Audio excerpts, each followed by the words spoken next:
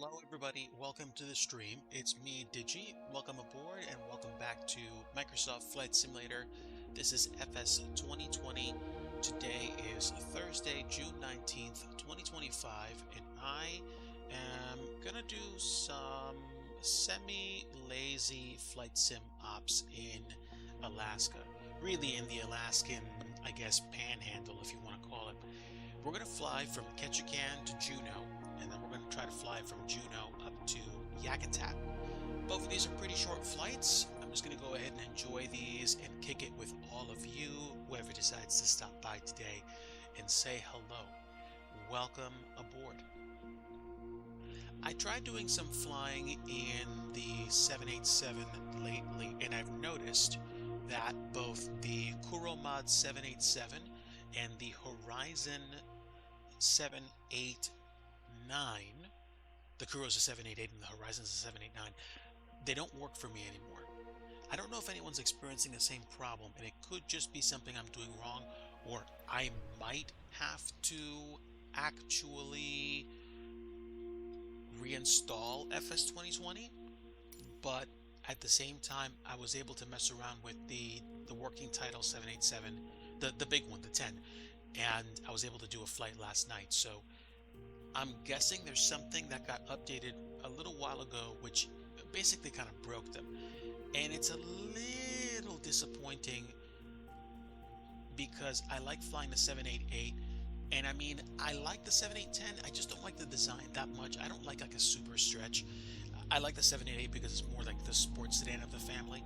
But I mean, there are plenty of planes to fly in the virtual stable, so I'm not going to worry about not being able to fly the 788, even though I would like to. There are plenty of other options that I have, and I'm pretty sure the 777 is available and flyable. However, we're not going to be flying the 777 today. We are going to fly the fly-by-wire A320neo, if I can find it. I almost wonder if I could fly the virtual called ERJs, because they're almost more suited for flights like this, but it's okay, I'm not going to do that. Let me go find the fly-by-wire.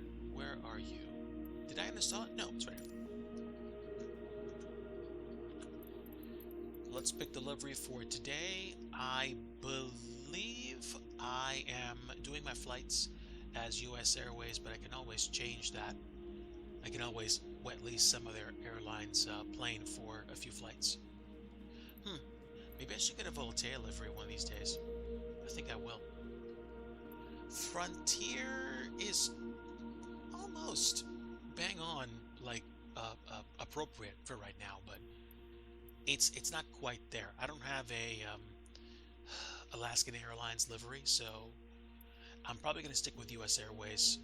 They're basically American anyway.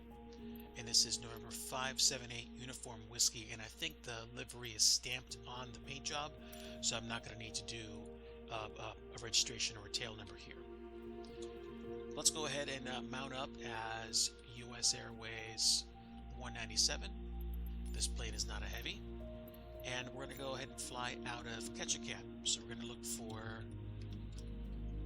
Papa Alpha Kilo Tango.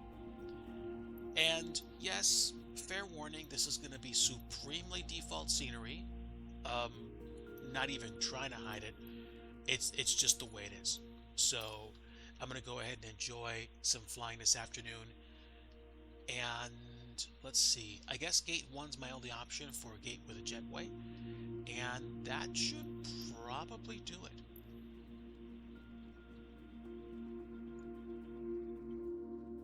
It's interesting. I think what you have to do is take a boat across the river to downtown Ketchikan. But it is what it is. Wait, did I even pick my livery? No, I did not. Almost loaded up in the default livery. The Horizon livery for the 789 actually is pretty cool, though. As house liveries go, it's one of the nicest I've seen. So let's go ahead and load in. So again, my friend, welcome aboard. Good to see you. Hopefully your week has been going by okay. I am off work today. I'll be working tomorrow, and then I have some time off scattered, I think, over the next few weeks. So happy to have you here. Feel free to grab any seat you want in, first class or economy, up to you.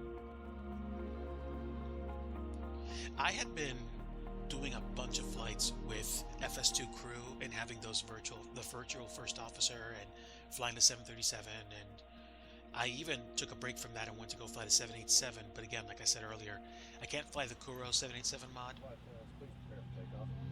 Oh, okay. I apparently did not load in properly because now it wants to take straight off from here. No, I need to go back to the main menu and start over. I'm lazy, but I'm not. I'm not. Just chuck me on a runway and get going. I like to take some time getting ready. Yeah. Also took care of some lawn care today. Mowed the lawn. It was long overdue, and I literally start wrapping up, and then I feel like a drop of rain. It rained off and on today, so I'm glad that I actually wrapped up in time. There we go. This should be okay. Hopefully my sim doesn't crash, but whatever. If it happens, it happens. That's as much as I don't want it to happen, it's literally one of those things that I kind of don't care about anymore.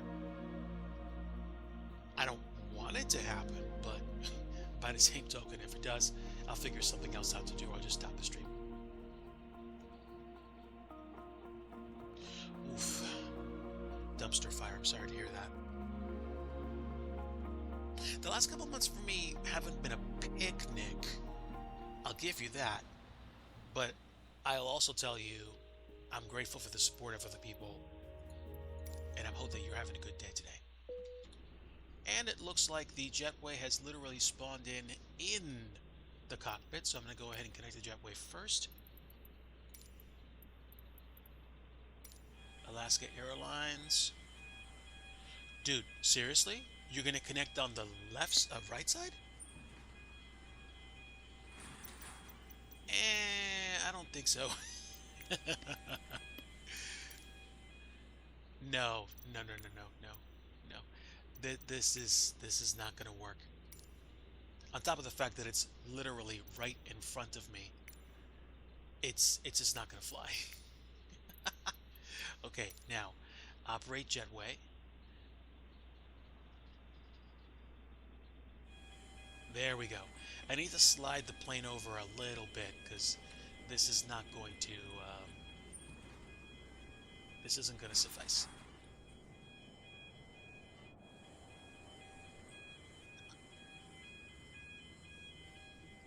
There we go. That's better.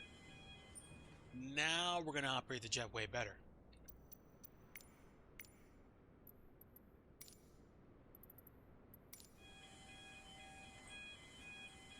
There we go. I mean, I can always customize the parking position and do a whole bunch of stuff with the default scenery. I don't know. I might fancy redoing this airport myself one of these days, but one step at a time. I'm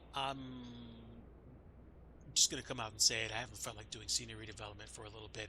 And it's not that I want to give up on ever doing airports or finishing the airports that I said I was going to do. It's just that just the past couple months have been rougher than I would like them to be. So just doing the best I can. And I can't imagine what you're going through because, you know, you don't have to share anything.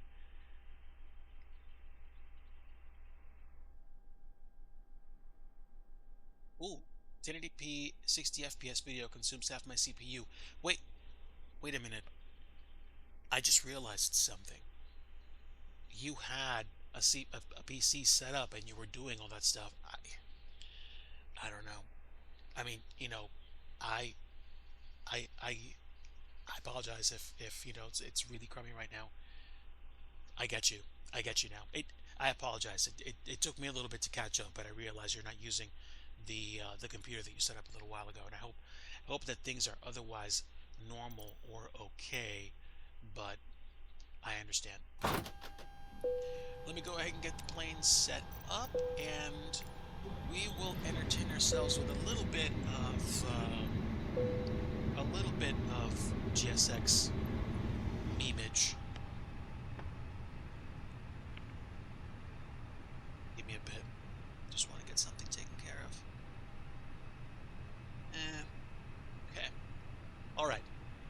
me go ahead and finish my flight plan because I'm still working on the flight on SimBrief. But yeah, we're flying from Ketchikan to Juneau. It's basically an hour and 15 minutes with the ground loop. So let me go ahead and get the flight set. We'll import this to the charts. We'll get going. Both of these are short flights. I'm not doing VATSIM. I'm not even doing say intentions. I'm just going to go ahead and chill. And to be honest, I almost don't even feel like doing GSX, but GSX helps with pushback, so I am going to go ahead and take advantage of that at least. So we've got the flight plan set up, and we are using the fly-by-wire, so I should be able to at least get this bird underway. We will get the IRSs in alignment. It will take us a few minutes to get everything plugged in, so it shouldn't take me that long. What am I trying to say? Aligning the IRSs is going to take a realistic amount of time, like 7 minutes, but we are going to be okay in terms of not waiting too long to get out of here.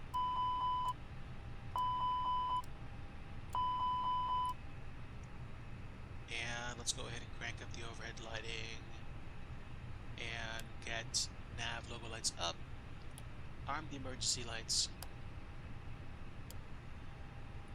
get the dome light brightness all the way up, standby compass on.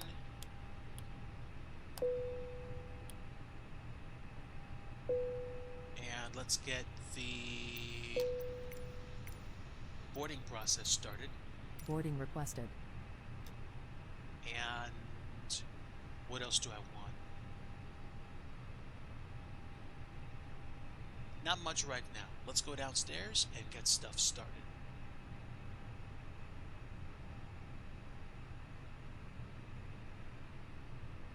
Okay. That would be very disappointing to me. I'm not Do you even want gonna... a board crew? That just sucks. Pilot's boarding starting. Wow. Hopefully they take good care of you, which is what I'm expecting them to do. Okay. Midday flight up in the land of the midnight sun, so you know we're going to be cranking our displays up to pretty much max.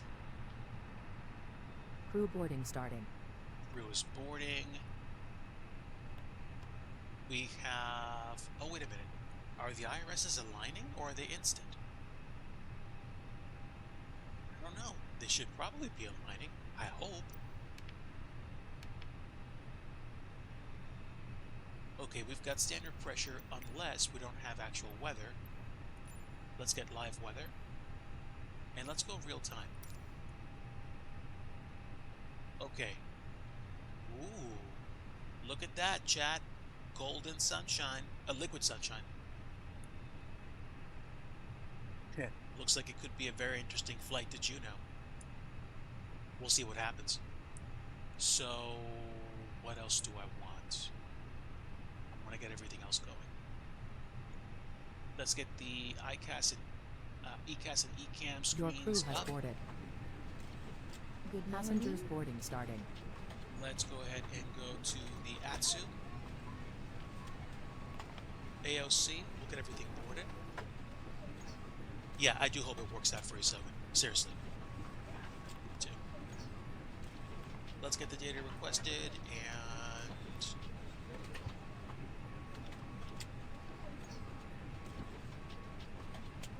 advisory. Hello.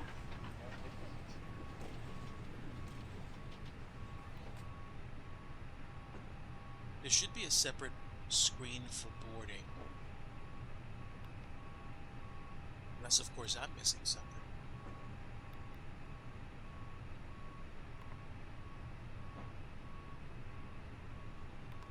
I'm not going to worry about too much of that stuff. I thought there was a place where I could actually do the things to get everybody boarded. Maybe I'm looking at the wrong plane. AOC, weather request, free text, ATIS, init.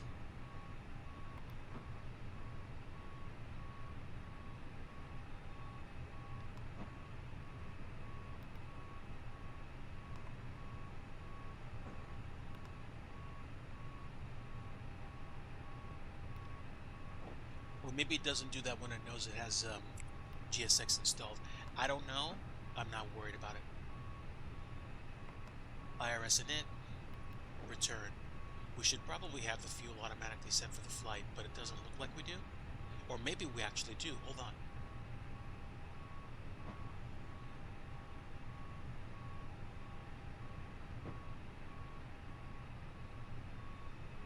You played Battlefield 4 and GTA 5 and that back in the day. I still have one of my old Surface tablets. And I have an old, like, not quite Celeron, but basically like a dual, like a quad core Celeron or something that has 12 gigs of RAM. The laptop does great at watching YouTube, so I can consume video on that real easy. It's got like a 17-inch screen, so it's built for that. So what did I forget to do? I wanted to check my briefing. Okay, great, great. ATC briefing plan, briefing preview. There we go. So fuel is a max of 13,000. I know what I'm doing wrong. Stand by. Import sim brief data. We have weather. It is raining. And we have rain at Juneau. Not a surprise. Let's go to the fuel, I think. Services fuel. I want to get the fuel for the flight. Can I load that? I guess not, but I can certainly put the fuel that I'm expecting. 30% watching the stream at 720p. I get you. I get you. All right, let's do it 13,000.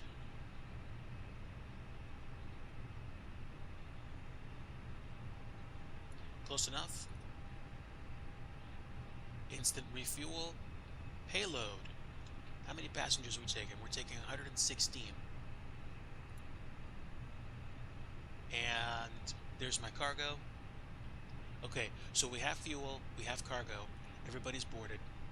And let's go ahead and start prepping the machine for departure, but of course I have to do my flight planning first. And GPS primary, we're good. Let's take a look at the flight plan. It's a really, really sparse flight plan. It's the Ketchikan 6 obstacle departure. We are departing to the southeast, so we're gonna go to, I guess, Annette Island before we actually go back up north. And takeoff minimums, we climb to 2,000 feet, and then from Annette we go to SSR. SSR is Sisters Island, which lines us up with the approach into Juneau. So we're literally going straight into Annette, and then Sisters. Oh, that's not allowed. That's weird. Okay, whatever. It could be literally because of the way that this is actually set up. So if I go into Juneau and I'm gonna land on runway, wait, I'm landing to the west? Hold it. Let me take a look at the weather. What's going on here? Weather, please. Weather at Juneau, winds 270 at 4. I could just ignore that and land east anyway. This plane is perfectly capable of taking a 4-knot tailwind. And then 6 statute mile visibility. What would the issue be with landing to the west? I don't know. But I also know it's raining, so conditions might not be good for a visual. It's broken at 1,100 and overcast at 1,600. So we're going to take a chance on the RNAV Papa, and we'll see what happens. So RNAV 26 Papa, no star, insert.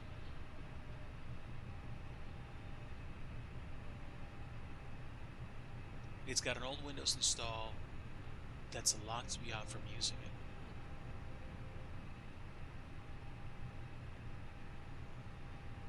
Okay, so we have the approach. This is gonna be a little weird. This is really gonna be weird. I'm actually looking at the plan page because I want to make sure that I can actually pull this off. Discontinuities abound. We'll see what happens. Where's the step button? Is it here? No, no, no. Why can't I go through my my waypoints? Is there a step button on this? No.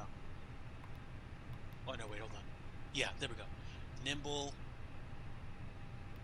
Hitty, Jabab.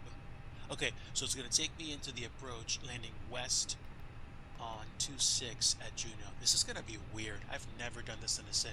I mean, I've never flown into Juno to begin with, but this is going to be strange. Okay. It is what it is then. Let's take a look at performance.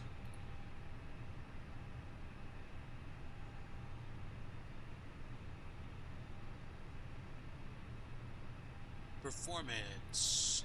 We are flying out of Ketchikan, runway 11. Conditions, wet. And runway elevation, runway slope. Temperature. Temperature is what? Temperature. I'm going to go ahead and just look up airports on here. Give me the weather. Temperature is 12 and the altimeter is 3002.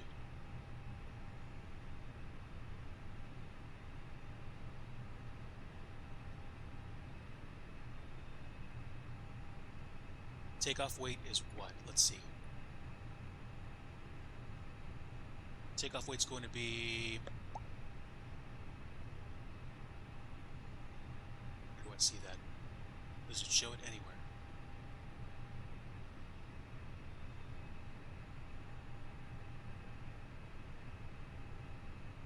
Boarding completed. There we go. So, let's see. Currently, 79.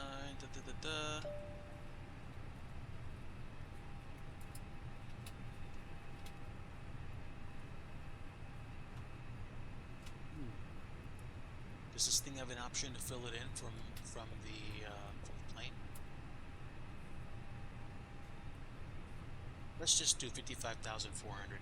Ladies and gentlemen from the flight deck, on behalf of myself, your captain, the first officer, and cabin crew, I'd like to take this time to welcome you aboard our flight. Toga. We're just wrapping up some paperwork up front here and waiting to receive final numbers from the ground crew, then we'll be on Engine our way. and wing.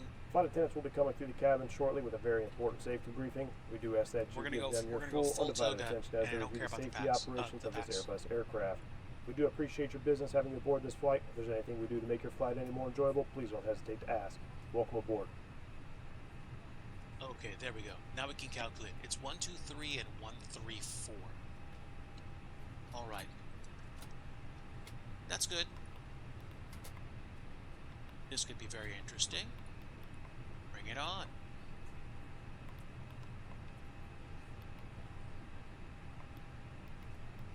One, 3, 4, and it's going to be Flex Toga. What did we have for the Flaps 1? Transition 18,000 feet. What are we climbing to today? I don't know. Light is going to be 34,000. That's ambitious for today, okay? I guess that's fine. 34,000, better be an open climb. And we'll just set the heading to 110.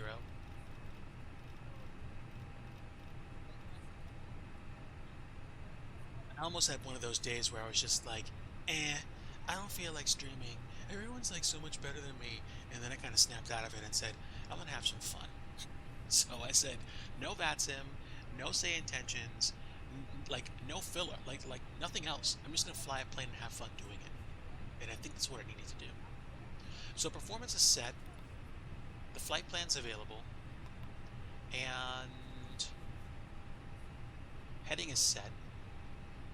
Let's get the APU fired up.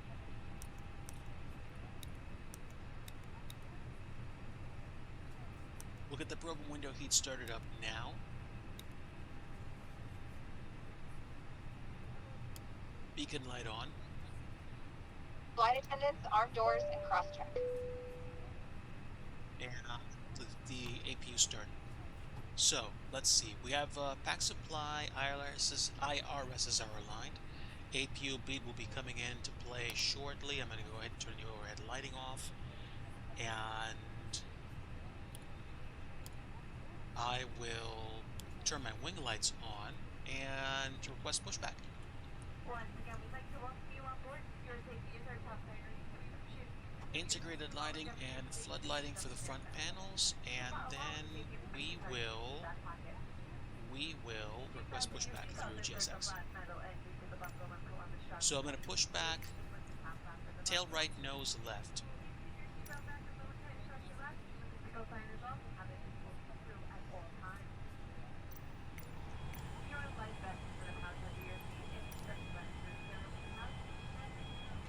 Right, thank you, sir.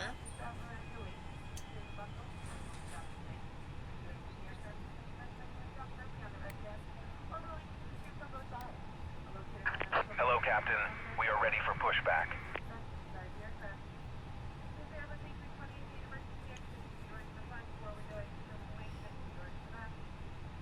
TCAS standby, let's fix that.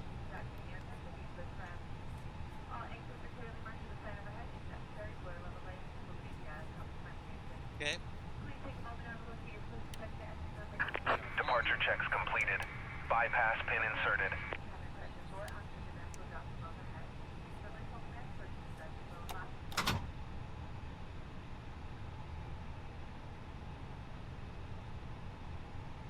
Let's go.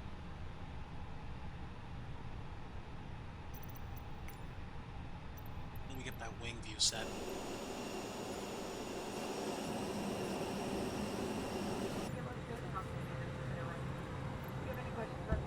Locking gear. It's windy out there.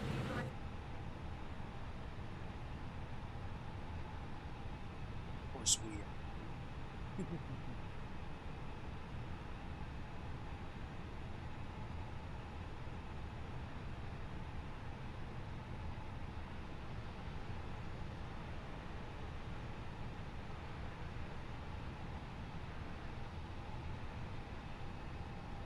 I did not see that, actually. That's interesting. Alright, nose left, tail right. Release parking brakes, please. Yeah, that's interesting. That's very interesting. Commencing push. All engines clear. Start at will. Right, let's get the timer started and ignition to crank. And get engine number 2 underway. No need for any kind of trim, and I'll get flap stoke position 1 after we get started up.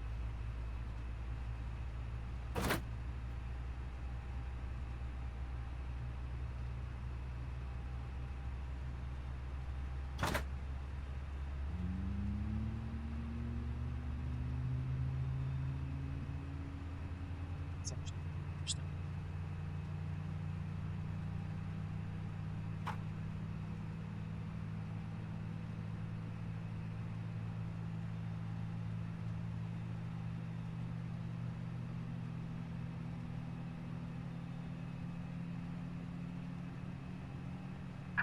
Please set parking brakes. Brake set.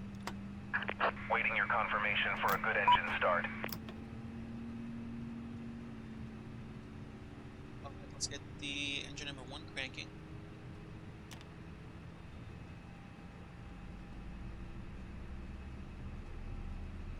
Engine number 2 is available. Engine number 1 is cranking.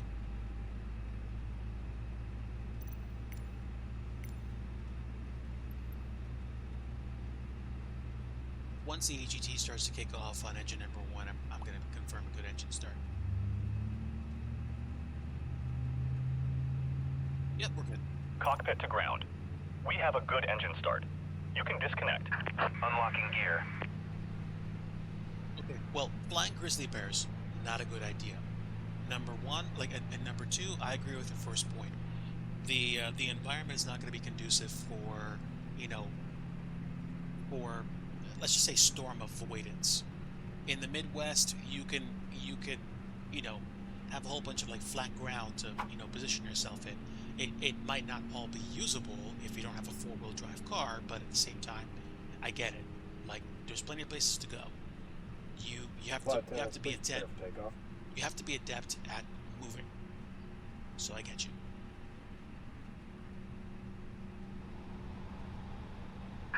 Tow truck disconnected. Bypass pin removed. Left is clear. Right is clear. Those blue lines don't look right. It's alright though. Let's get brake set to max.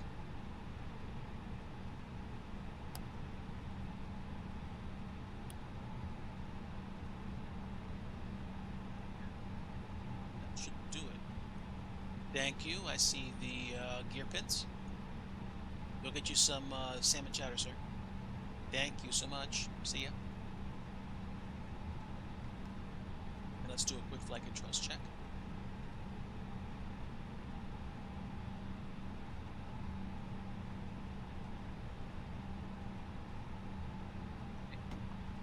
Speed brakes deployed, speed brakes retracted, ground support is armed, and that should take care of it. I didn't do a check, but we have roughly 13,000 pounds of fuel, which is great. We are now running off of the generators. We can turn the APU off.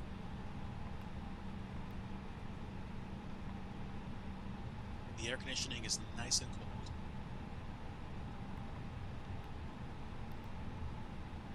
You know what we say, chat? A cold passenger is a compliant passenger. Turn off the APU. And what else are we missing? Not much at the moment, but I am going to turn my anti-ice on now because I don't want to mess with that. Okay.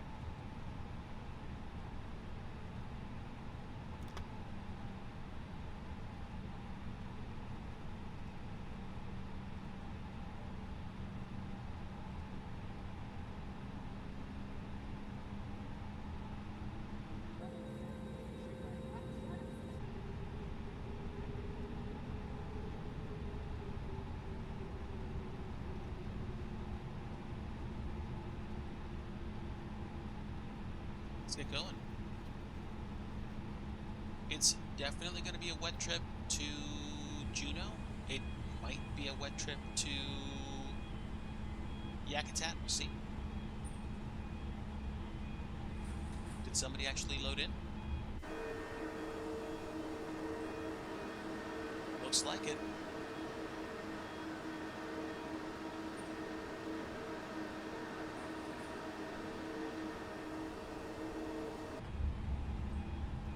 Yes, I know.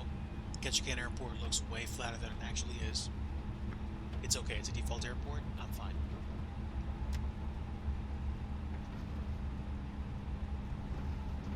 Ground speed 22 knots is probably going to carry me all the way to the runway. And this thing taxis under idle power, so we're okay. Lock time's going to be 1 hour and 15 minutes, so I expect the flight is going to take something like 35, 40.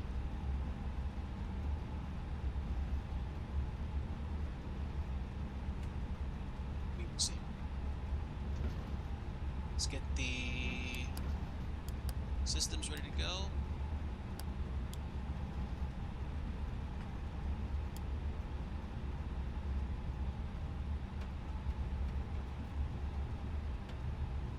Yeah, MCP is set.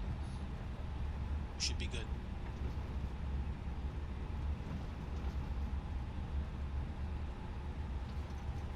Okay. Got an Alaska plane coming in, I think, but we should be able to get out before that. Chronos on.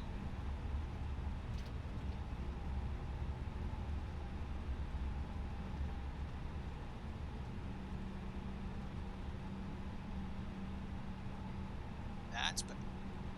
I don't think it likes making very tight turns when I'm going very fast. Okay, a little right of center, I don't care. Let's go ahead and just get this thing going.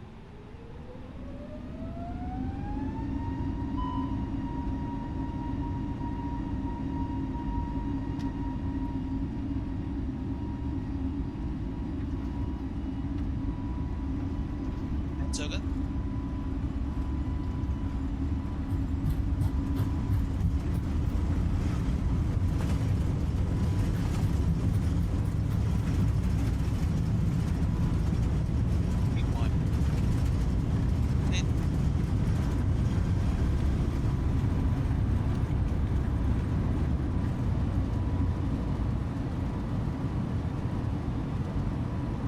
Positive re-gear up.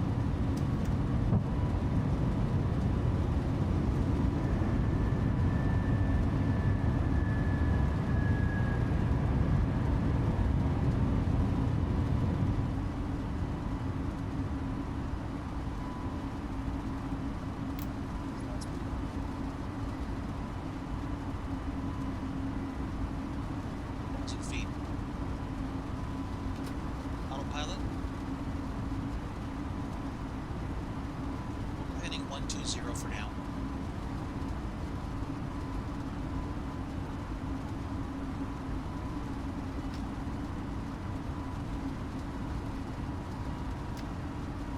Press clamps in.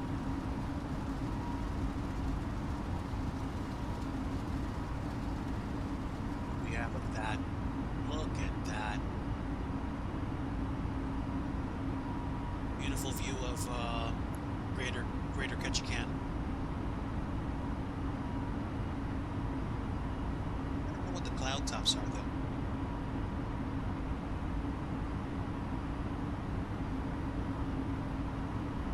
Let's go to 160.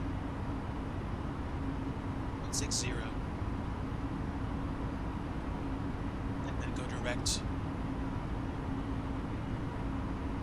Alpha November.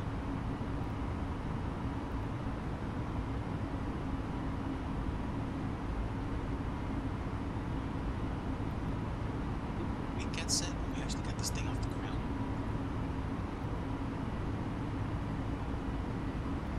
Okay, take off speeds too low. We fixed that problem.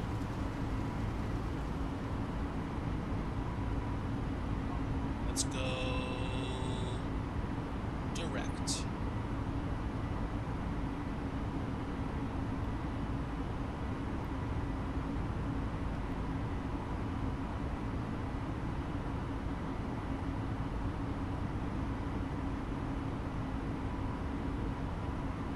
I think my clouds are either medium or high.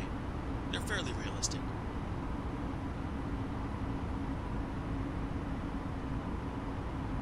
Going to Sisters, which is basically 250 nautical miles away. 8,000 feet. Let's go open climb.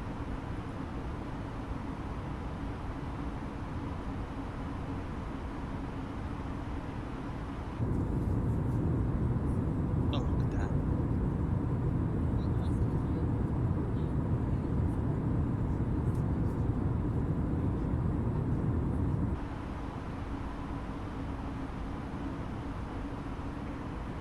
Amazing.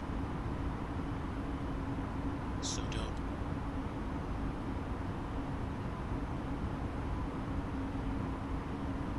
These are either medium or high clouds. Something makes me think I did the high preset. Not preset, the high cloud level.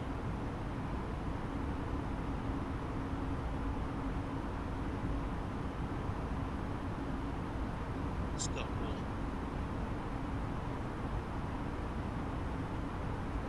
Right? Welcome everybody. We're flying to Juneau for our first stop.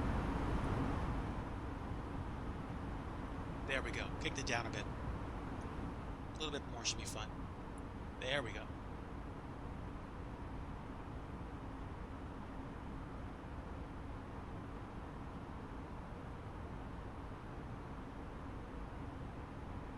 we are 11,000 feet.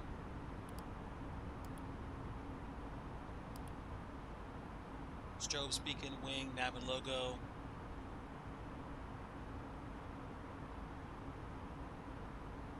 And outside temp is 5, SATs minus 11.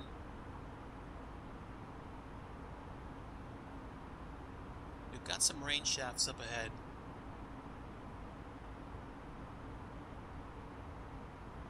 We'll turn any ice back on if it's detected. Oh, ignition back to normal.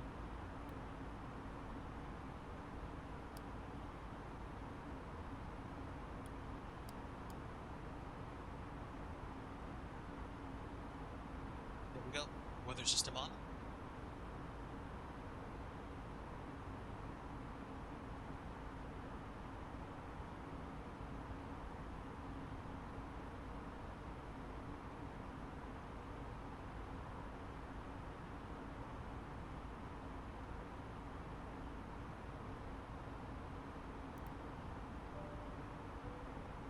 Bumpy.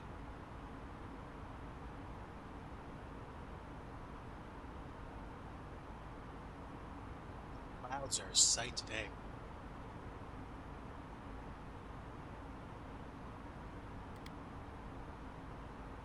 Okay, so literally an 80 nautical miles will be top of climb, and then I'm assuming 30 or 40 after that we go drop. There we go.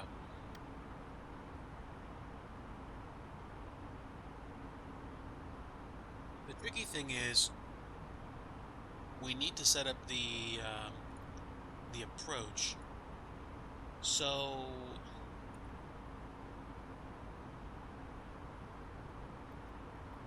I don't know. I don't know why I couldn't get rid of this. There we go. That's better.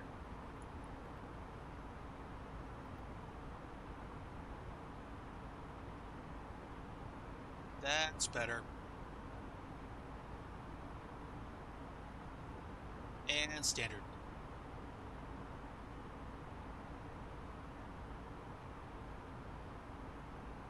Okay, so we are cutting through the clouds. Looks like lots of liquid sunshine below. And in another 10 minutes, I think, we'll be top of climb. It's a really short flight, so I better get myself set for our arrival. Once we get to Sisters, we're going to be taking the RNAV Papa, and what does that look like? RNAV Papa, added to the route. We go direct to Nibble, and then Hitty. Let me see this approach.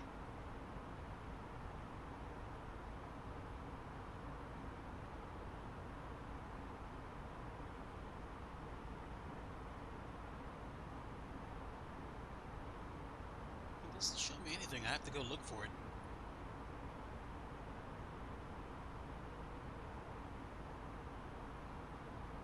That's weird. Chart? There's no chart for it? Okay, I mean, I'll look for the stuff.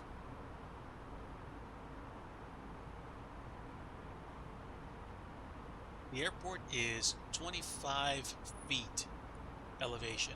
So, let me take a look at the computer. And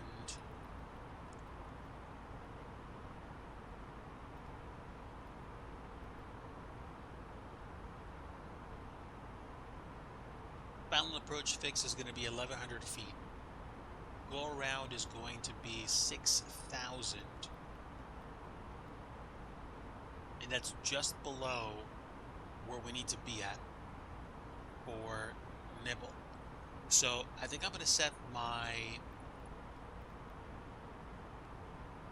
final approach altitude at 1,100 feet once we get to cruise, and then we should be fine. Oof. Oh yeah, we're on top of the clouds now. That's wonderful.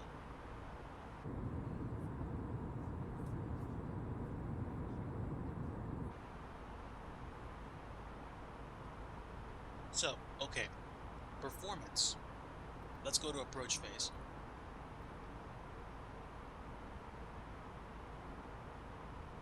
So, RNP 26, winds 270 at 4, visibility 6 statute miles. Bleh.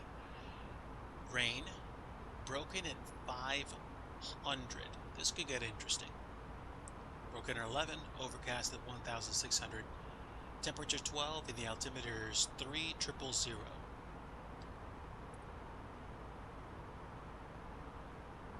What was that again? That was 12. Yeah.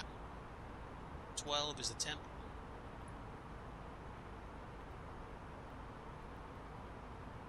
That's our QNH. 270 at 4. And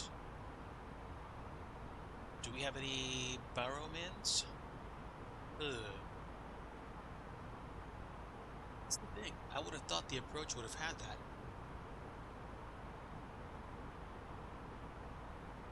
That's fine.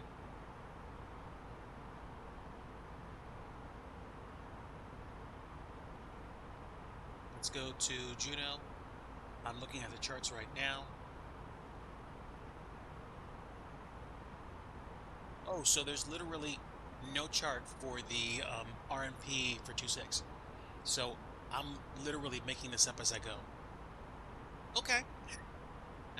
It's gonna be interesting. All right. Okay then.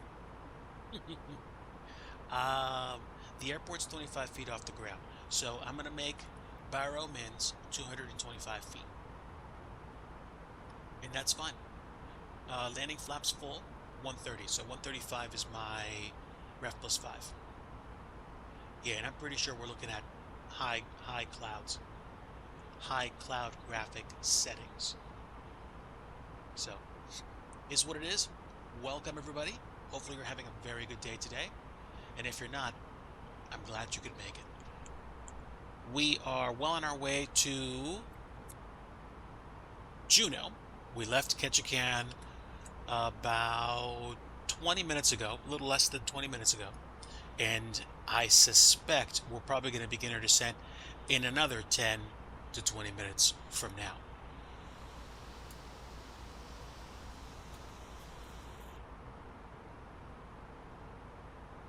It's a fast flight, no question.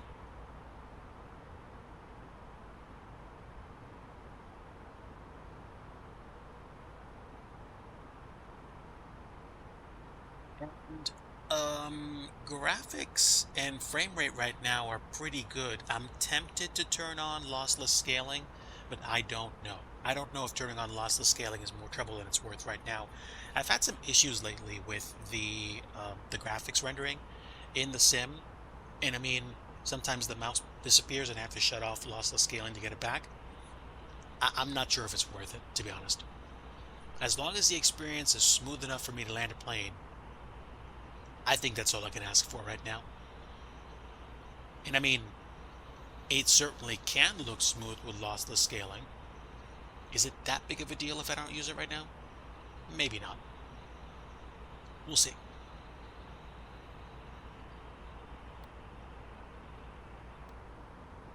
Okay, so 20-ish nautical miles, and then we'll be clear to 340. Was it 340? Yes, it was.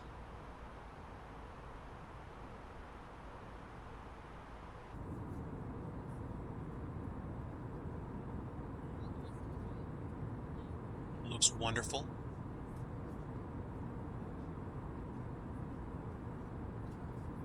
Hopefully it's easier to see when we get down to level at Juneau. This will be the first time I've actually followed the river in.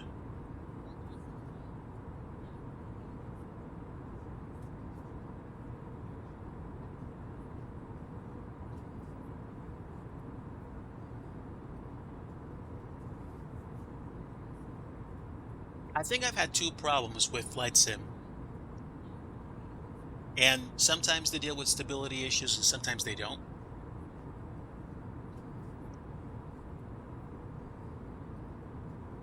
Sorry, not to yawn. I think the problem that I had with Sim Performance was that I was running texture resolution at high. The highest texture resolution that I can reliably run in the sim right now is medium. I have a 3060 Ti. I don't think it's going to get better than that. I don't want to load huge texture sheets for all the things when I only have 8 gigs of VRAM. And to be completely honest, I barely notice texture resolution differences to begin with. There are some places where they're obvious, but otherwise, I don't see the point. So, I'm okay not doing stuff like that. I might even try going back to low texture resolution just to make sure I have enough VRAM to load all the other things that I load in when I fly to places. And if things look blurry, they look blurry. I mean, anything's better than the first days that I did Flight Sim on my tablet PC, and everything was blurry. Especially because the graphic load-in was slower than my CPU had the ability to take care of, so it's all right. Ultra or bust. I can see how, especially when you have something that you know the value prop of having all the components you need for like ultra performance, and you know you can do it, so you do it. It's great.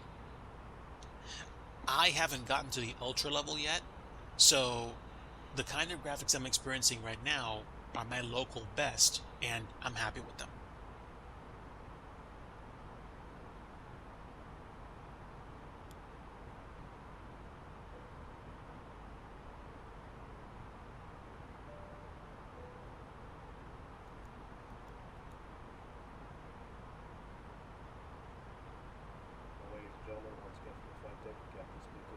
Just reach our cruising altitude for flight. As it begins to settle in, I do want to remind you to please Looks good. keep elbows clear from the aisle as the flight attendants will be coming through the cabin with galley carts shortly. Also, one more reminder to please refrain from congregating to the front galley where the flight deck door is located. Thank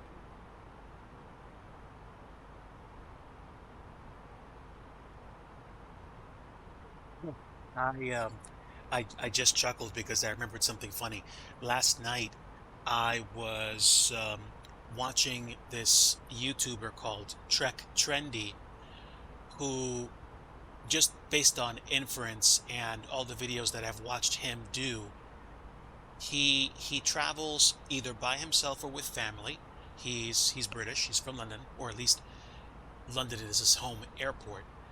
He did a couple of videos, one of them flying first class on 4 major European airlines, and then another one on him doing like 6 American airlines back-to-back-to-back flights for 72 hours. And the thing about him flying first class on things like, what am I going to say, Swiss and Air France and British Airways and Lufthansa, oh, right, I remember. He was flying on Air France and he couldn't use the Wi-Fi. The captain of the plane literally walked over to him and apologized for that.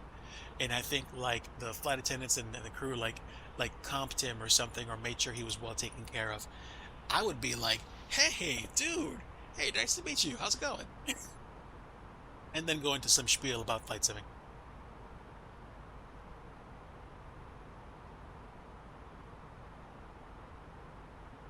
You normally run your PC with VSync. Okay. Oh, yeah. To your point, Sogan, when I had to replace the CMOS battery on my computer a week or so ago, I had to redo my boost maps. I lost my custom overclocking curve for each CPU core, so I went fully automatic. I turned on performance boost overdrive. I turned on performance enhancement. I allowed the computer to overclock the individual CPU cores to motherboard limits, and then I left it alone. And this is the result. The CPU is working really good right now, and I almost want to say it's running a little cooler. So I'm happy with that. But yeah, I don't see a need to go crazy specific with my, boost maps and stuff anymore.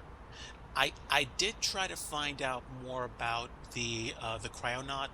The cryonaut was that the cryonaut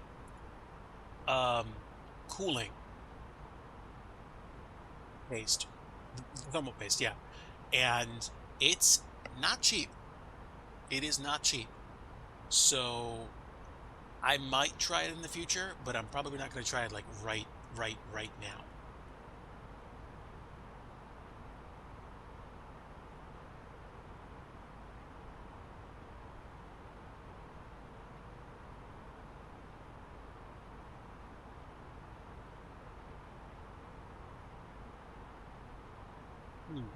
I can't toggle between 1000 and 100.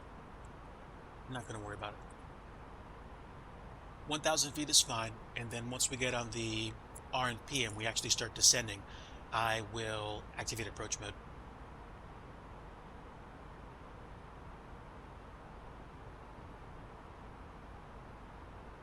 Yeah, yeah. That's one of the things that I noticed when I put up like the Arctic Silver stuff that I used up against it. I got the thing that I did for like $10, and it was, a pretty substantial like syringe worth of it. I still have some, and I used it in April to reseat my CPU. And the reviews that I've heard about it, they tend to say, you have enough for one application. So it's like, make sure you do it right.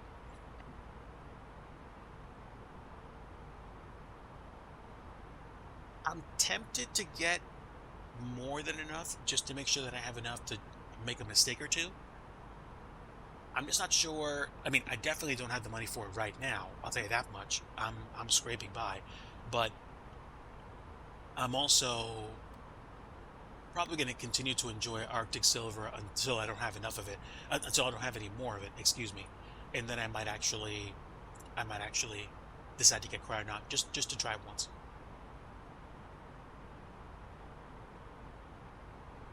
All right, so we should begin descent very shortly, and then we will be arriving in Juneau probably another 15-20 minutes from now.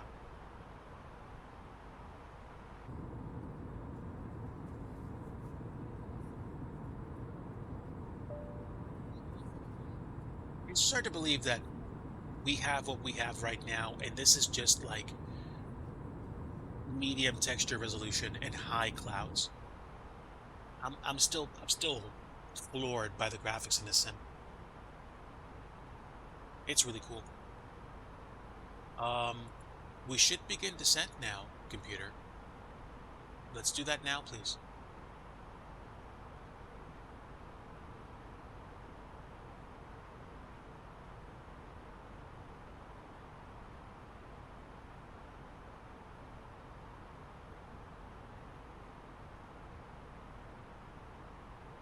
So we've almost been flying as long as we have been operating. It was a short taxi.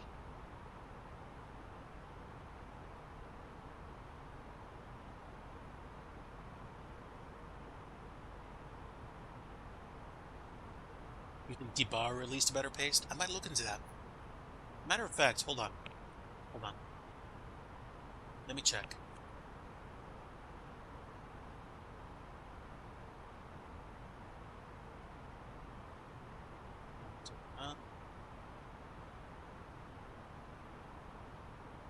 Thermal paste, 2 grams CPU paste for $5.50.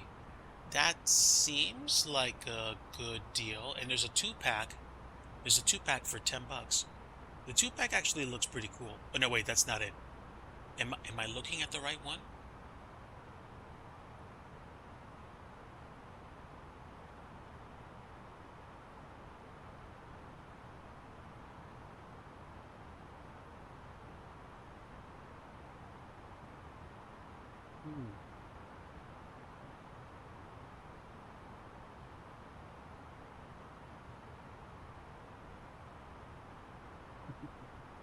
That's cool.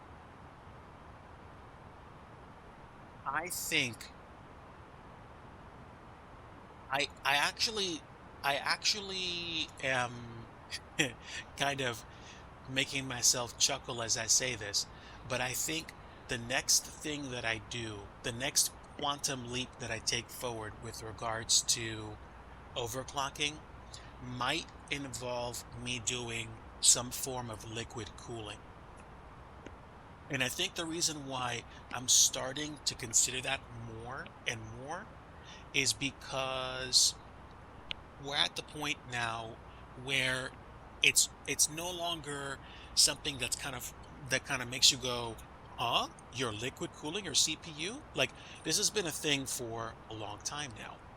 And I think we've, as an industry, collectively endorsed liquid cooling for so long that the process of liquid cooling CPUs, I think, is probably pretty normalized at this point. So I want to see a possible scenario where I liquid cool my next computer, or even this one, to get better performance. But I almost wonder if it's reasonable to expect better performance, because you can keep overclocking and you can keep overclocking and you can keep overclocking, but eventually you're gonna run into some kind of glass ceiling. Either you're not going to be able to get past a certain voltage, or you're just not going to be able to overcome the literal physical limitations of the CPU. And I think if I can get anything close to ideal performance with my CPU temps going no higher than, say, 75 to 80 degrees, I don't know that I could ask for much more than that. Like, how much energy am I spending to get my CPU to that level?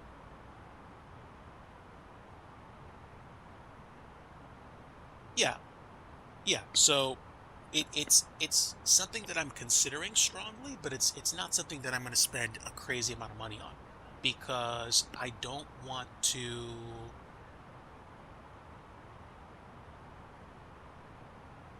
overfocus on it.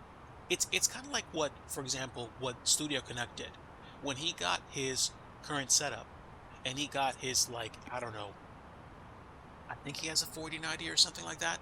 He he just he gave up on the idea of overclocking. He gave up on the idea of overclocking the CPU or the GPU. Like, it just works. It does what it does. So it's like, okay, like at some point you hit this place where you're like, well, this is pretty good right now. Like, what what golden carrot am I chasing is the question. Currently, I'm running a Ryzen 9 5900X.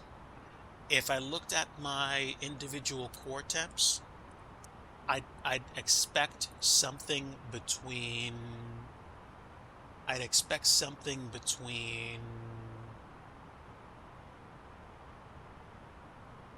like 60 to 80 degrees across all the cores. But hold on, I'll tell you. I will literally tell you. And for the curious, currently my GPU is running at about 58.6 degrees.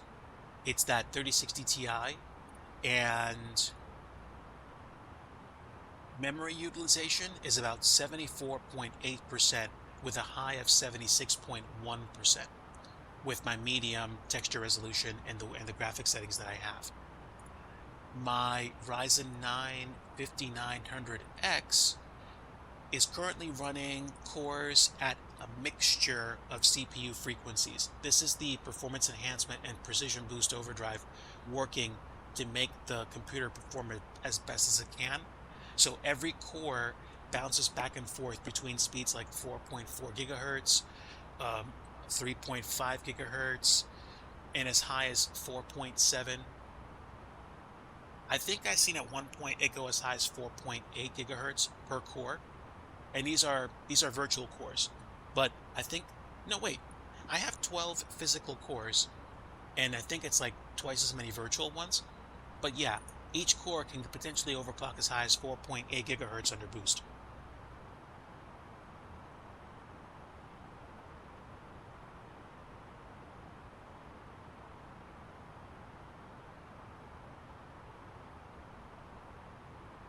In the middle of a Midwest winter.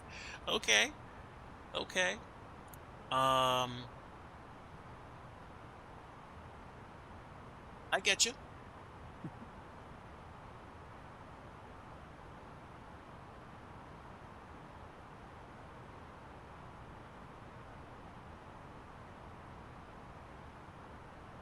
Give me a minute.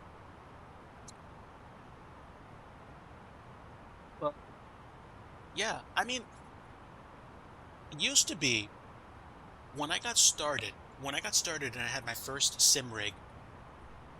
Well, I got started, I think I started streaming in 2017. In 2019, I got my first actual dedicated CPU, computer for it. Used to be, I had a Ryzen 5 1600. The base clock on that processor was 3.2 gigahertz, and the boost clock was between 3.6, I think 3.4 and 3.6 gigahertz. I managed to overclock that thing within an inch of, between quotes. I used to overclock that thing to 3.9 gigahertz. And at least 95 to 97% of the time, it would run happily at that level. And when I got the EVO like air cooler, it ran at, I want to say, it ran at like 3.9 gigahertz all day, no problem. The only thing that would break it would be if I made it do X-plane and I flew into someplace like, for example, Amsterdam Schiphol, and I had max traffic. Then the thing would lock up, and there would be no saving it. I'd have to reboot. And basically, it was like, I couldn't do 4 gigahertz. It wouldn't be stable. 3.9 was mostly stable, and 3.8 was most likely purely stable.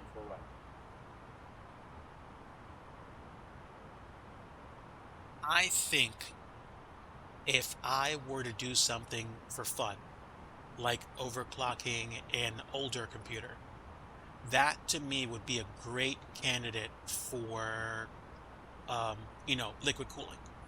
Maybe if it was an Intel CPU, figure out how to get it delidded, and then set it up with a liquid cooling solution, and then basically run that thing as high as the voltage would reliably let me run it. So it could be, a good backup PC for gaming or something like that. But again, we've gotten so good with the performance we can extract out of chipsets these days. Mini PCs, out of the box, you can run stuff like Cyberpunk 2077 at like 60, 70, 80, 90 frames a second. And they either have tiny integrated discrete graphics cards, or their integrated GPUs are so good it doesn't matter. Now, we're talking about flight simming. Flight simming, you need a dedicated graphics card, but depending on the mini CPU you buy, you could probably run 2020 or 2024 between 40 to 60 frames per second with most of the mini PCs that are out there now. I'm not talking about a Mac Mini. I'm saying the flurry of mini computers that are coming now that are like AMD processors with the graphics cards. Ironically, the CPU in this laptop has no lid and the BIOS is unlocked. Oh no, I'm getting ideas. That's dope. Oh, that's great. That's great. That sounds wonderful. I'm glad I'm doing I'm glad I'm not doing a really long stream today, because once I'm done and I decide maybe I want to like eat something or make myself another cup of coffee, I'm probably gonna mess around with my Raspberry Pis and or my gaming PC. I want to start to explore different things, because I don't want to keep doing the same thing like every day, especially when I need to figure out ways of making myself more marketable on the job market, because I need to. So I'm working on it, but also doing it by doing fun stuff. That is, I think, my desired way forward. Okay, I don't know that for a fact, but I think we're coming into the greater, I guess. Oh no, this isn't it. This is like the wider intercoastal waterway around here. And then when I get to Nibble, which is going to be like in 2 minutes, then we're going to turn into the river.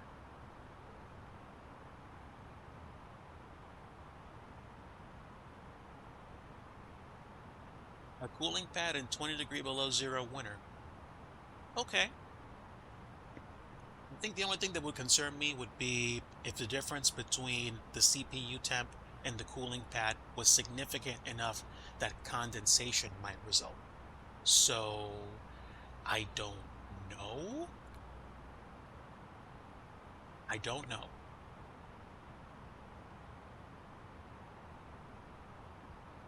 All right, not doing too bad. We're trying to get down to 5,000 feet or higher. And we should be flying over the town on the way in, which is going to be cool. No condensation because the CPU is above ambient. Okay, thank you. Thank you for the correction. We are about to go through the clouds, ladies and gentlemen.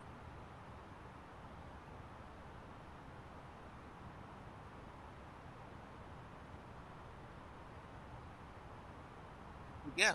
Oh, yeah, I think one of the reasons why I'm considering liquid cooling is because I saw a video. Someone took a Raspberry Pi 5 and overclocked it to like 3.14, 3.15 gigahertz or higher, and they liquid cooled it, and they had to do a few hacks to, I think, either the BIOS or the voltages to get it to go as high as it did. But the funny thing was, under load, the max temp for the CPU was like 25 degrees centigrade. I don't know. I found that funny. Okay.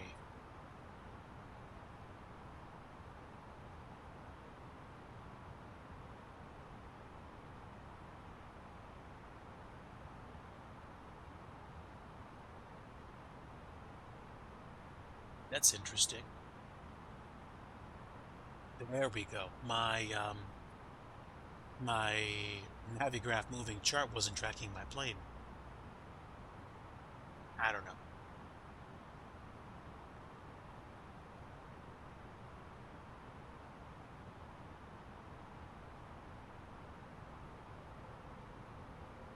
Gamer Nexus can't do that in LA. Well, I guess there's certain things we just can't do.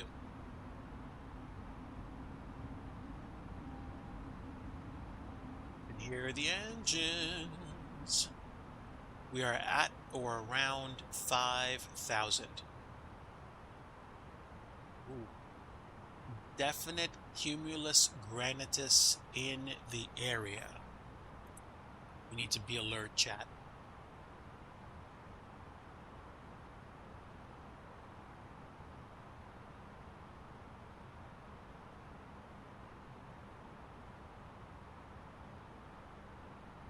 But yeah, I think think we're hitting a point now where innovation in CPU and GPU power and performance is starting to retire certain arguments. I think Jeff Geerling said it's no longer about how fast your CPU is going, it's how many cores it has.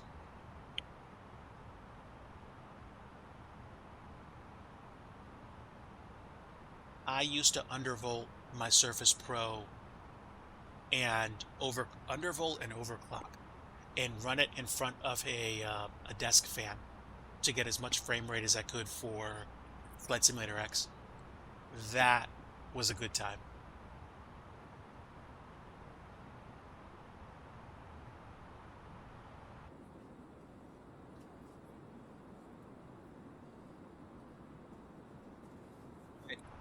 We're coming in, chat.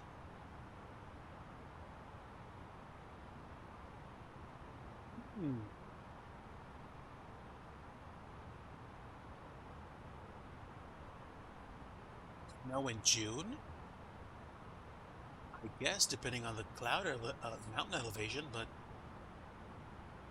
seems a bit much. Alright, we are on RNP. Let's go ahead and activate approach mode now.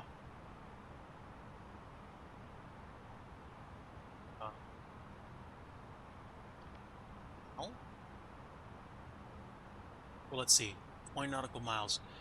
The airport is about 15 nautical miles out. Oh, look at that. Hopefully that reconnects. Oh, the desk fan thing was my way to get extra frame rates. That was great. 2,500. All right, let's start slowing down. We should be on approach mode now.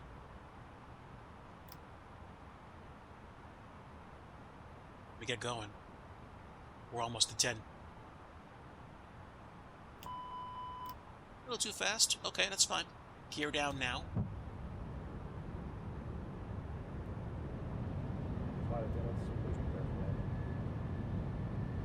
And we're reconnected. Good.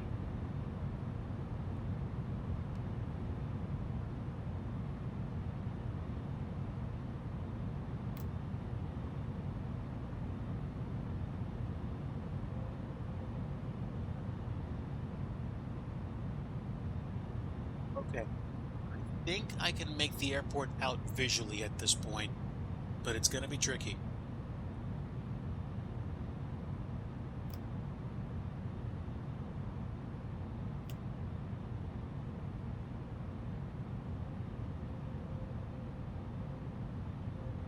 Ground spoilers are still armed. I never disarmed them. And auto brake, medium.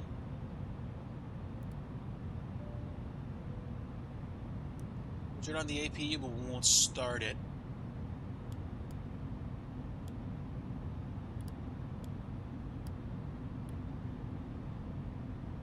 Alright, we should be good. Can we get down, please? Like, right now?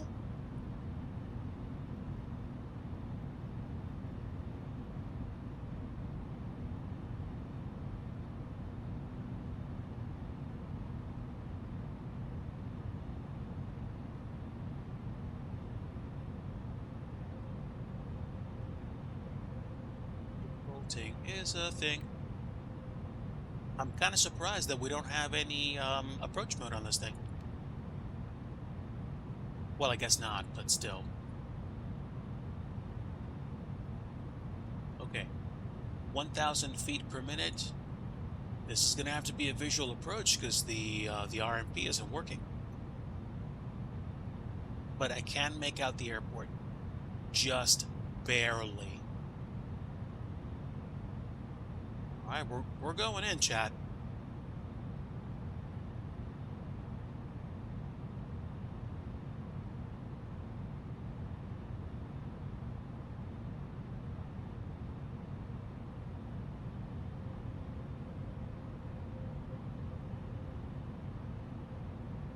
$1,000.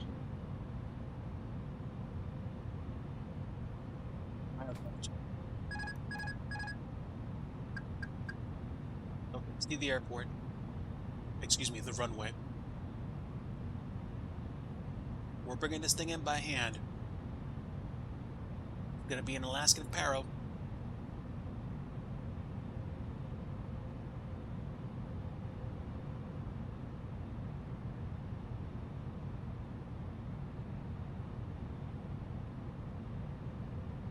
It's like a landing challenge.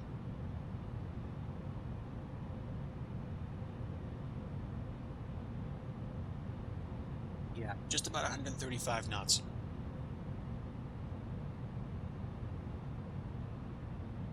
I might have had some network issues just now.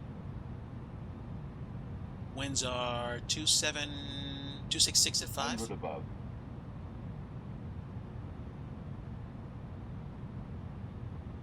Minimum. Landing, we're way off, but not that much.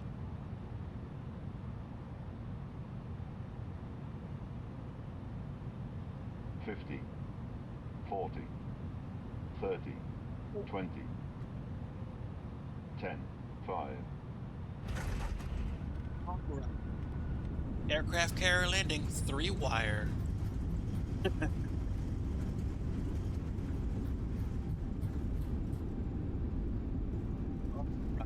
Auto brake disarm, 60 knots. Absolutely. That was like a 350 easy. If not 4. Wakey, wakey. They can't all be butter landings. Welcome to Juneau. If you were sleeping, good afternoon. If you were awake, hope you had fun. Local time is still daylight o'clock, and we are on our way to the main terminal building.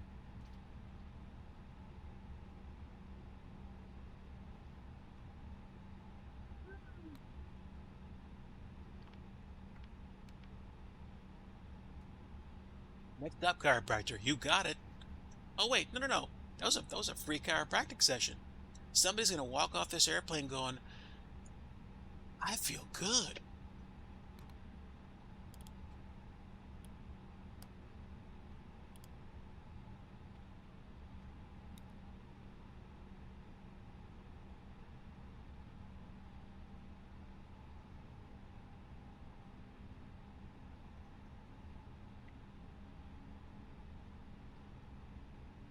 Probably minus 400 feet per minute for the landing rate. So like I said, if you were asleep, you just woke up.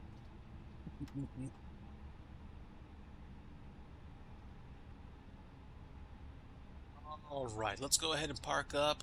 Right in front of us should be fine.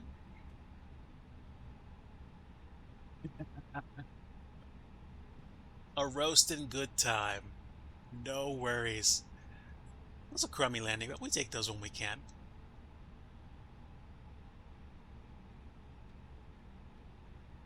Okay, so when I park up, the jetway should come to me.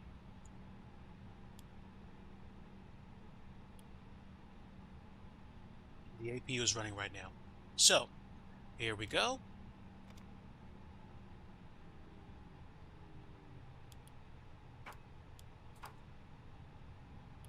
Predictive wind shear off, and seatbelt signs off.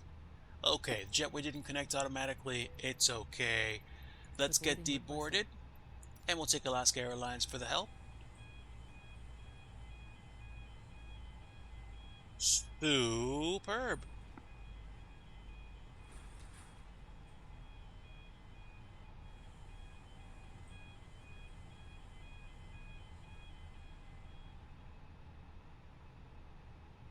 Alright, so that's flight 1 in the books. How long have I been streaming for? Okay. It's a little like 90 minutes. So the next one's going to take me into probably about 5:30, 6 o'clock, 6:15. That's pretty good. That's pretty good. We're going to be flying from here to Yakutat. So let me get to SimBrief and create a new flight. Good afternoon. Goodbye. let's see. Juneau to...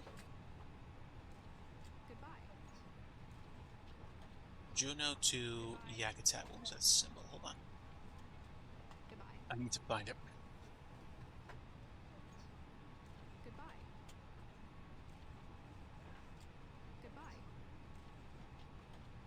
Papa Alpha, Yankee Alpha.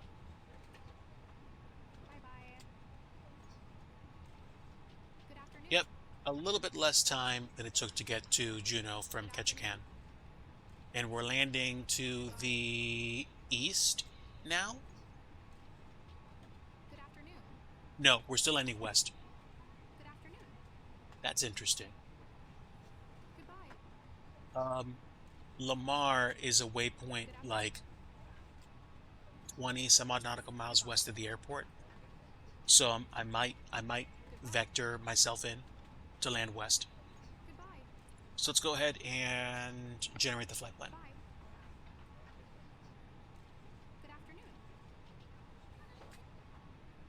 Gonna import this into charts. And there we go. We take the Juneau 6 obstacle departure to Sisters Island and then Abbott, Lamar, and direct the airport. So we can take the back course to runway 29er, or I can take the RNAV, which I will do. And we'll just take it from the final approach. So depending on how high the altitude is for the flight, I could potentially go direct to Seamuth for the R&P approach, and that could actually do. All right, some fun.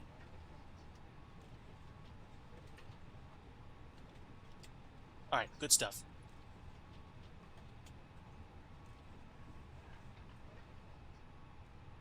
Do you want to deboard crew? Nope. And let's go ahead and go to init, request another flight. This should be the, yeah, Juneau to Yakutat. Our diversionary airport's going to be Anchorage, and import sim brief data again. Oh, I guess I gotta wait. Let me let them finish. That's fine. That's fine. This isn't like a 787 where they bring like containers of suitcases out, so they'll probably be done shortly.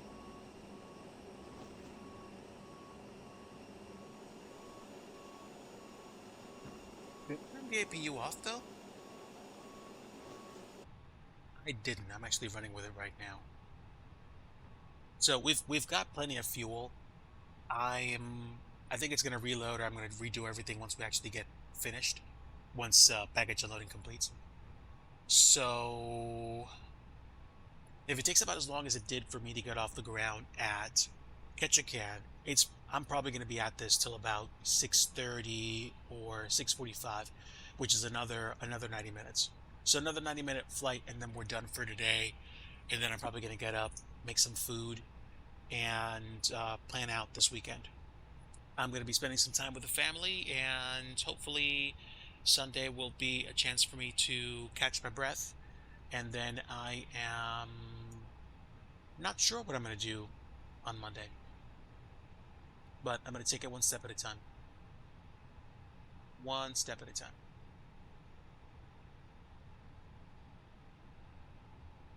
Okay, there we go. I think we're good at this point. Fuel and payload have been imported. Let's go to fuel. What is the fuel that we're taking for today's flight? Let's check the flight. Briefing preview. Briefing preview says we take either 5,300 kilograms or a max of 12,900. So we're going to go max. And insta refuel. And then we're going to take the payload And I'm not going to worry about, boarding passengers. We'll make this an instant board.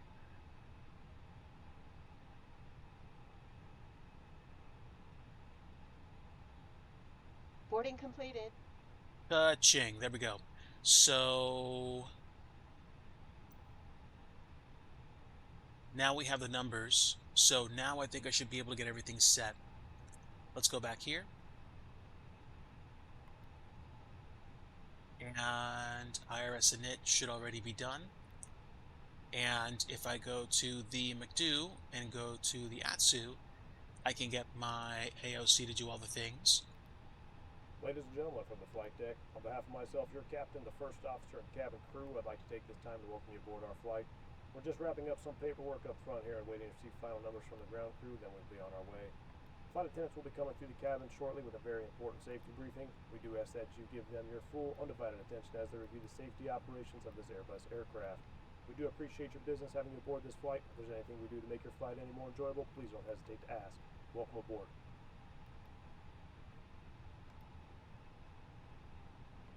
That, I think, takes care of our arrival. I'm going to get rid of the discontinuity between Lamar and the airport, and I might go direct CMUF after habit. And then, really, I think I'm going to go ahead and do that. Oh, so you like the plane, do you? Welcome aboard, Eric Flight. Good to see you. We are doing our second leg today. I don't usually do 2 flights, so this is kind of cool.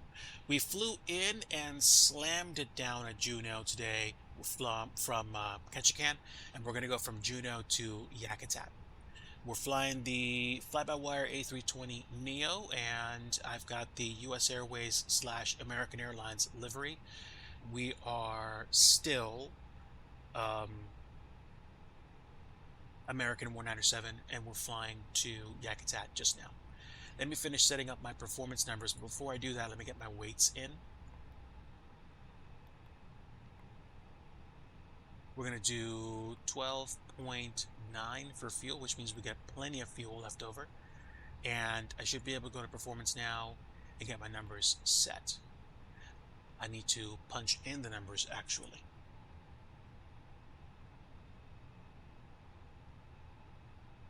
It's 1080p. Yeah. I think 2K streaming would be something that I would only try doing once I had the requisite computer and I was totally and utterly locked in landline, like getting everything custom configured to make sure my bitrate never fails. Boom. I think Studio Canuck is trying that now, but I know my computer's not going to handle that well at the moment, and I'm okay with that. Well, data from OFP, wet takeoff conditions. We're going to do a flaps 1, and now we have 127, 127, 134.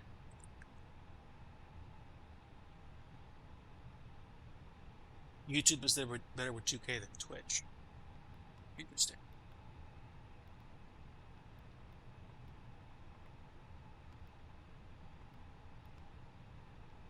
All right. Did we have anything for the trim? We did not. It's just flaps 1. What do we have for takeoff speeds too low? Huh? No, that's what they gave me. Yeah. Flex temp, no flex temp. It's going to be a toga takeoff.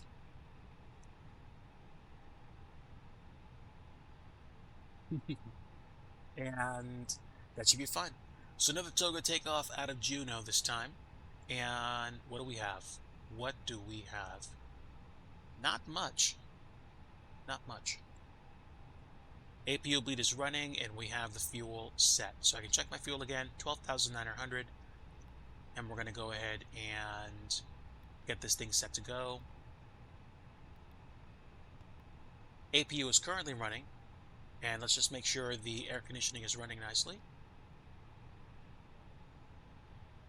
Don't know why the temperature was so high just now, but I guess it was because we shut the plane off.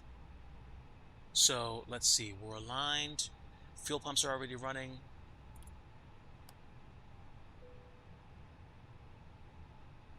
Standby compass is up.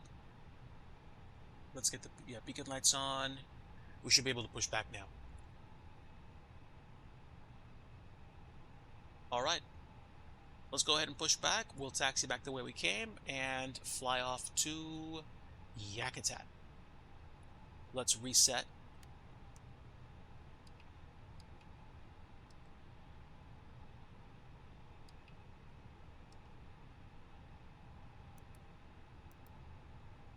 And let's go ahead and push.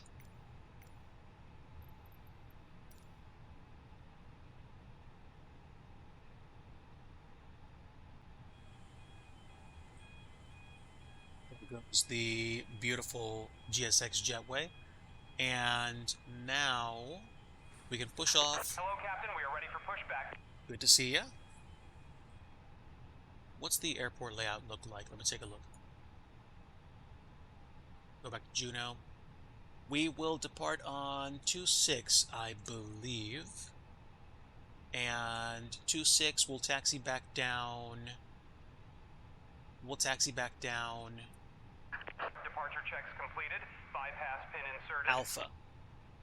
And now I don't see my SimLink isn't working. That's weird. Whatever. That's fine. That's fine. Charlie 1 to Alpha. Alpha all the way to Golf.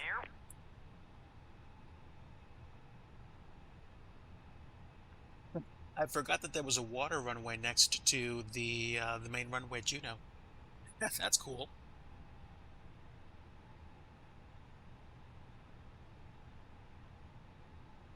Hopefully you're doing great, Eric Flight. And thanks for stopping by.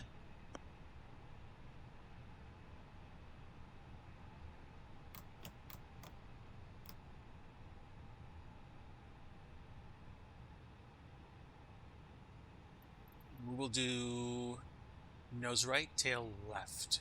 Release parking brakes, please. Parking brakes released. Commencing push. All engines clear. Start at will. Okay. Lock time is up. Let's go. Ignition mode crank. Engine 2 start. Today's flight is going to take us up to 30,000 feet for Yakutat.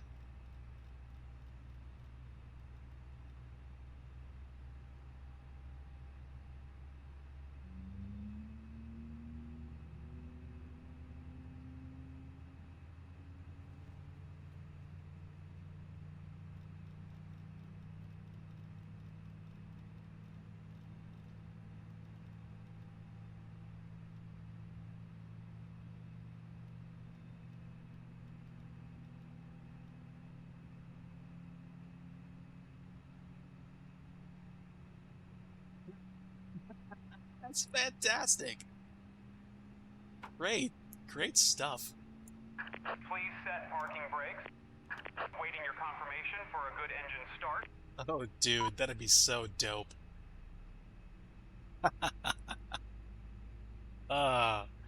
Man, I do hope that we get a chance to come up and see you sometime this summer. I would like that. I don't know if it's going to happen, but I would like that.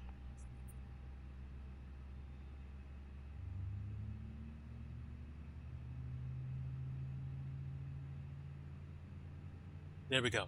We have a good engine start on 1. Cockpit to ground. We have a good engine start. You can disconnect. Unlocking gear.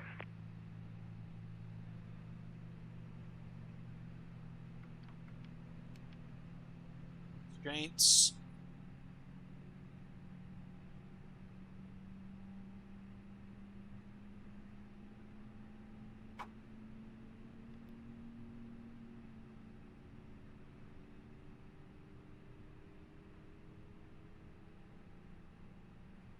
Flight attendants, please prepare for takeoff.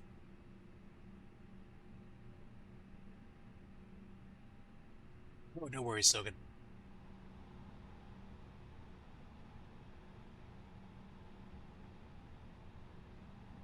That's great. It probably felt better. Disconnected. Bypass pin removed. It probably felt better to fly the Warrior in the Left weather. is clear, right is clear. And taxi lights up. Drop the landing gear into place. Strobe lights automatic, wing lights on.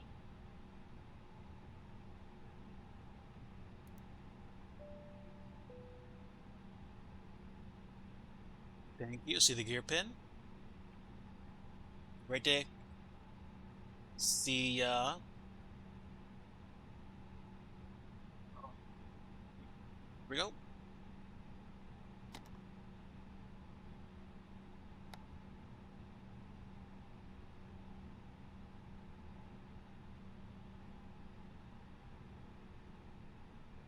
Controls look free and clear.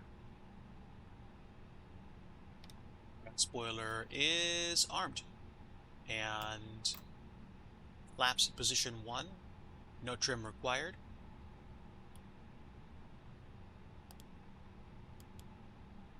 Weather system on and predictive wind shear on. Okay. Numbers are set. Flight plan is set. Let's go flying. Not bad. 3 minutes in.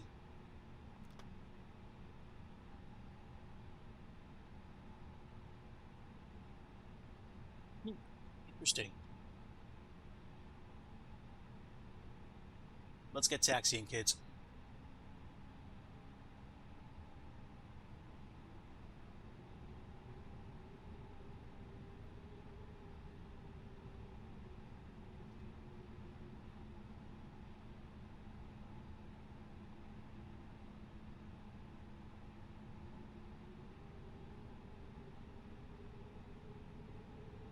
Okay, here's Charlie 1.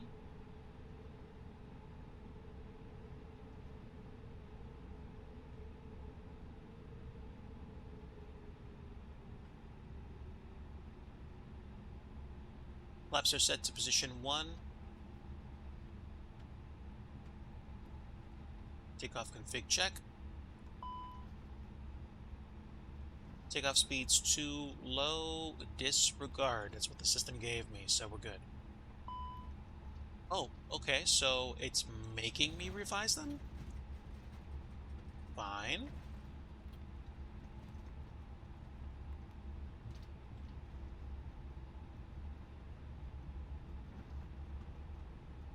Yep, I'm gonna fix that.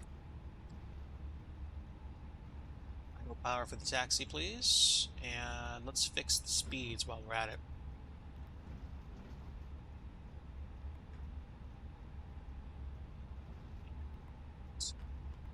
Give myself a generous helping of V2.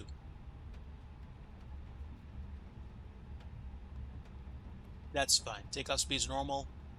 Happy with that then. Good.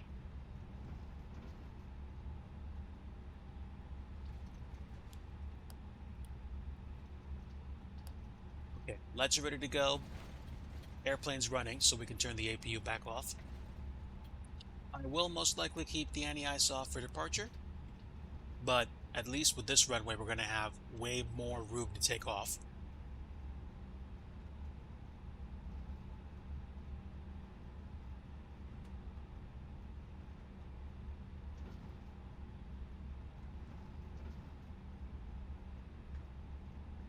Second flight of the day, kids. Hopefully today has been a great day for everybody. If it hasn't, welcome. Grab a seat. Happy to have you aboard. We're doing our second and final flight today from Juneau to Ketchikan. Hopefully we'll get a much better landing rate than we did here. I don't know what my landing rate was, but I probably assume it was in the 400s because we absolutely plopped this thing down. Military style landing, 3-wire. Let's go ignition mode normal.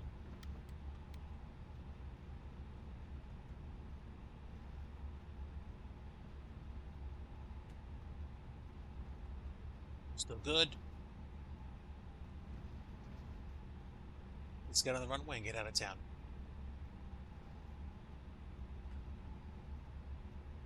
Also, snow in June. Weird. But is what it is. Not really going to challenge it at all. We are good. Chronos. And takeoff. Again, full toga.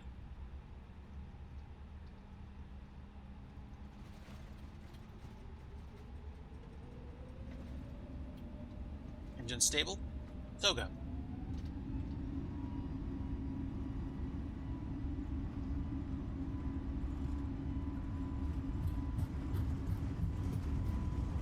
Getting knots.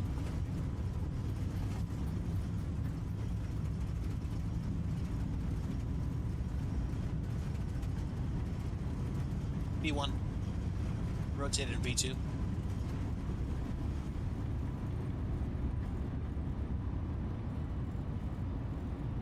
Positive rate. Gear up.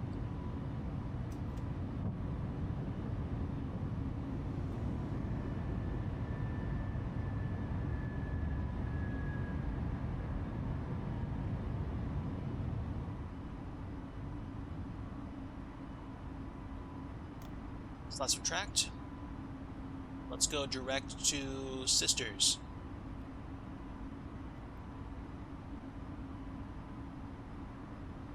$800.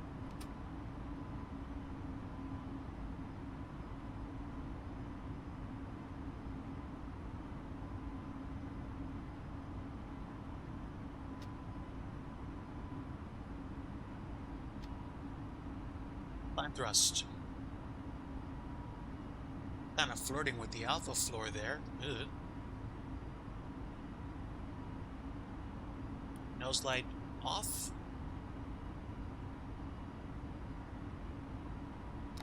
Ground spoiler disarm.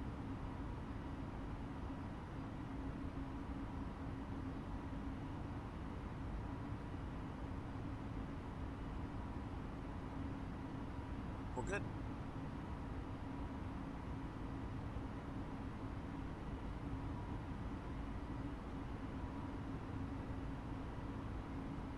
Just like that, we are through.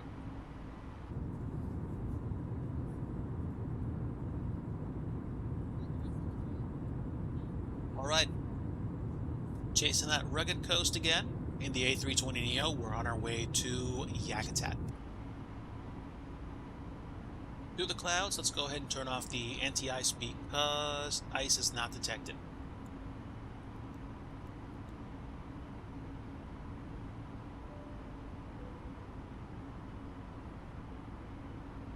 Altitude is 6,000, going for 10, going for 30.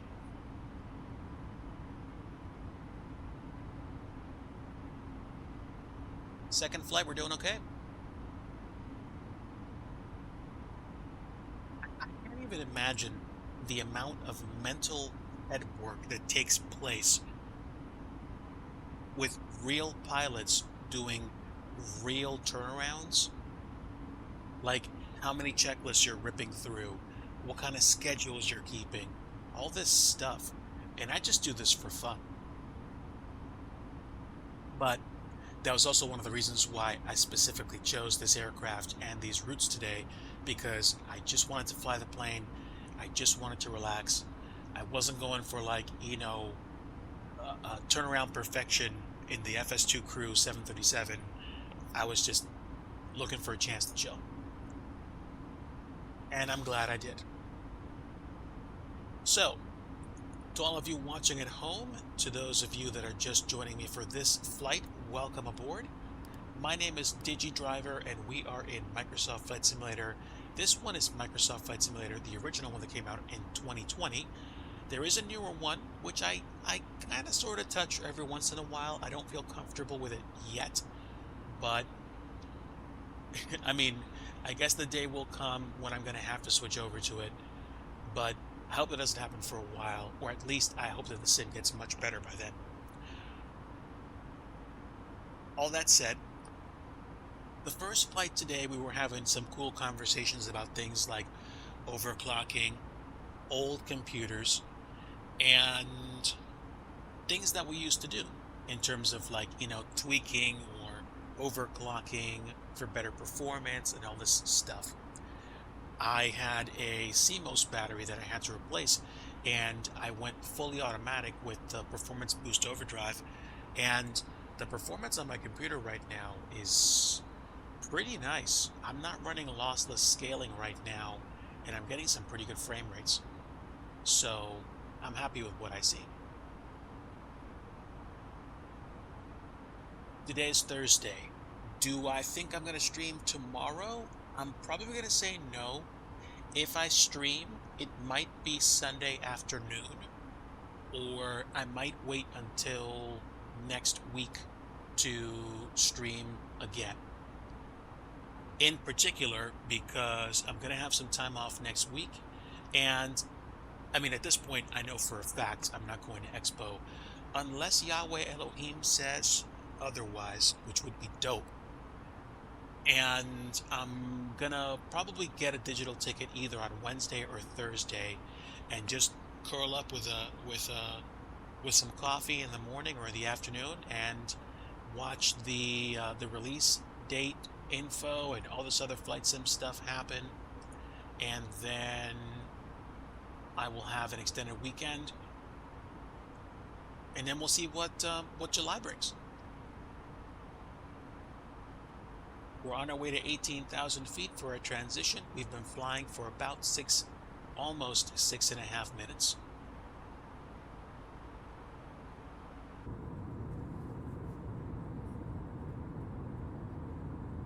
Loads of liquid sunshine on offer today.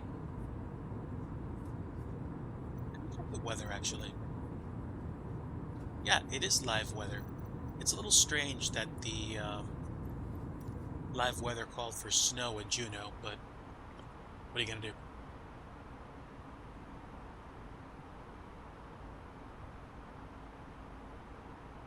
Coming up on standard, let's go ahead and pull it now.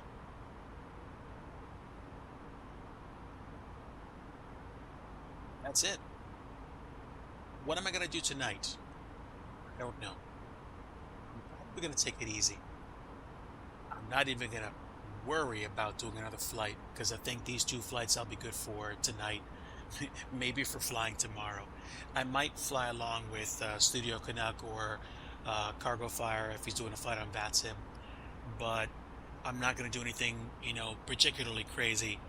I'm going to most likely do some trucking or just hang out, or even play some retro games on my laptop, and then just take tomorrow as best I can.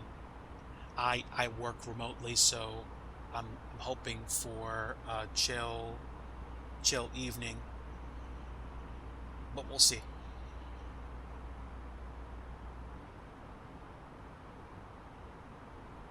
We will take it a step at a time. On offer tonight, probably some more leftovers. I think I have some leftovers from a couple of days ago that I'm probably going to eat, because I had pizza last night and I had it for lunch today. I think I'm okay. I don't want to have pizza again for dinner. But I'm fortunate to be able to make that choice. So we'll see. How are the lights? Yeah, they're away.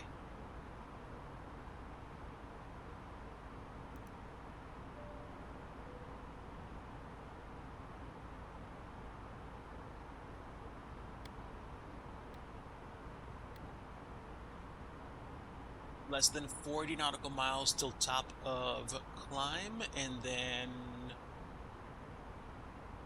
literally 5 minutes before we go back down.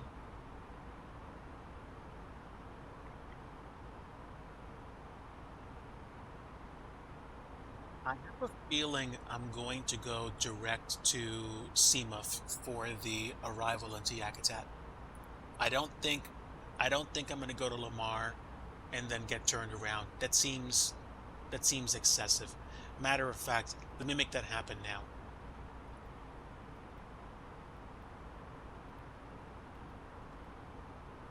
So yeah, we're gonna override Lamar. We're gonna go direct Seamuff.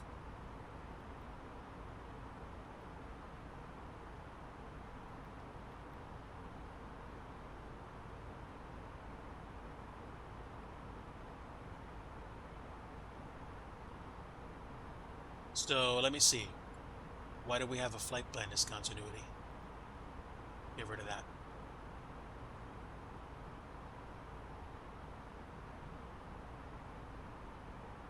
Okay, so CMUF disappeared for some reason. I might have gotten rid of CMUF and might not have been paying attention, but that's fine.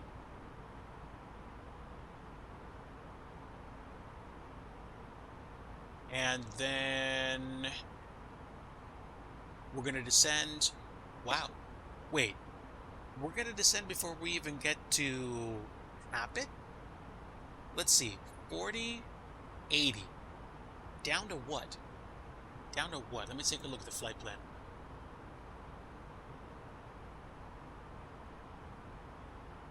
Okay. CMUF was going to be at 2,500. Jotwe is 1,600. Assuming it was 3,000, that'd be 27,000 feet. We'd need 90 nautical miles. Yeah, that makes perfect sense. So the descent altitude for the approach fix is going to be between 1,000 and 2,000 feet. And yeah. We need to get to 1,600 feet for the final approach. This is going to be relatively quick. Really quick. I might break the fly-by-wire audio, to be honest.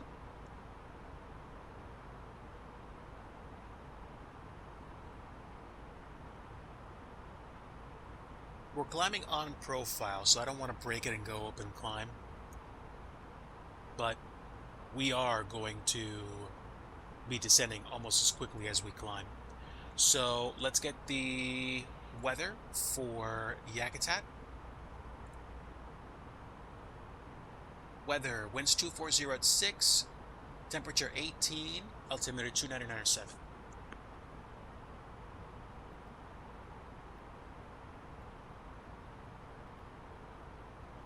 $299.7. Temp was 18. Okay, so it's not that warm over there, which is kind of cool. Man, I miss Alaska.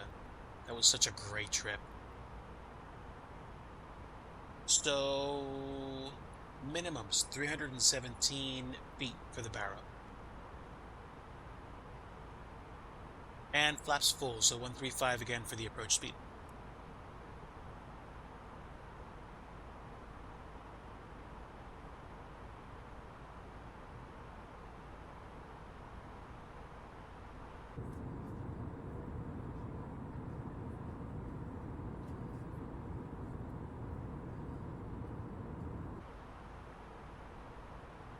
Two of my favorite meals I had when I went up to Alaska back in 2023 were salmon chowder and reindeer sausage.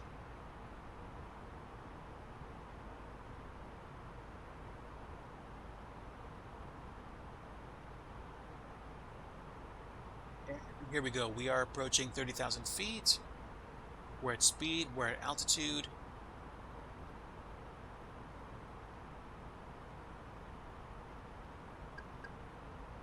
Yep.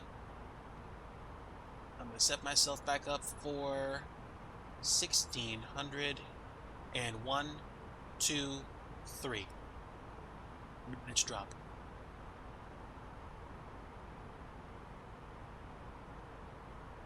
And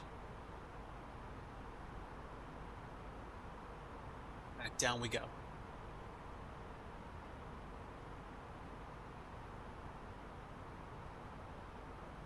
Yep, it's going to be a fast approach.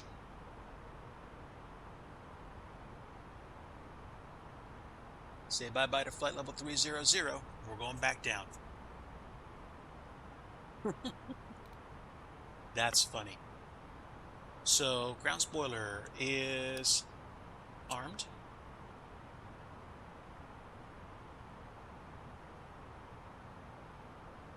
Flaps full will be 130 with a +5 of 135.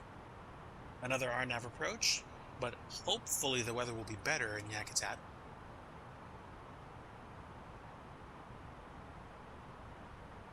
clouds few at 2,100. So we have a much better chance of actually getting where we need to be.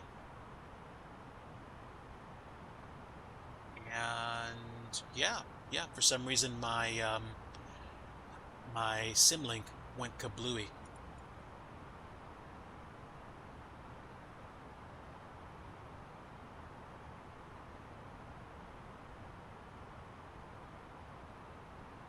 I guess I must have crashed. Is what it is. It's, like I said, it's going to be a relatively simple approach. From the flight deck, ladies and gentlemen, as you may have noticed, we have begun our initial descent down to our destination. Now would be a good time to wrap up any business you need to take care of as we prepare for our approach. If you are up, once you return to your seat, we ask that you remain seated until the aircraft arrives safely at the gate. Flight attendants, please prepare the cabin for arrival. A particularly cold one up at Yakutat.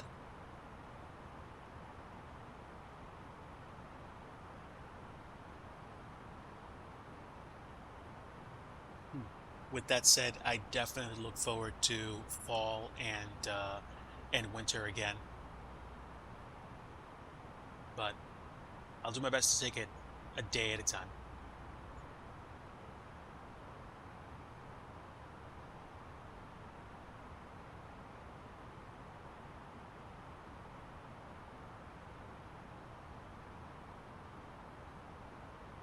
Think.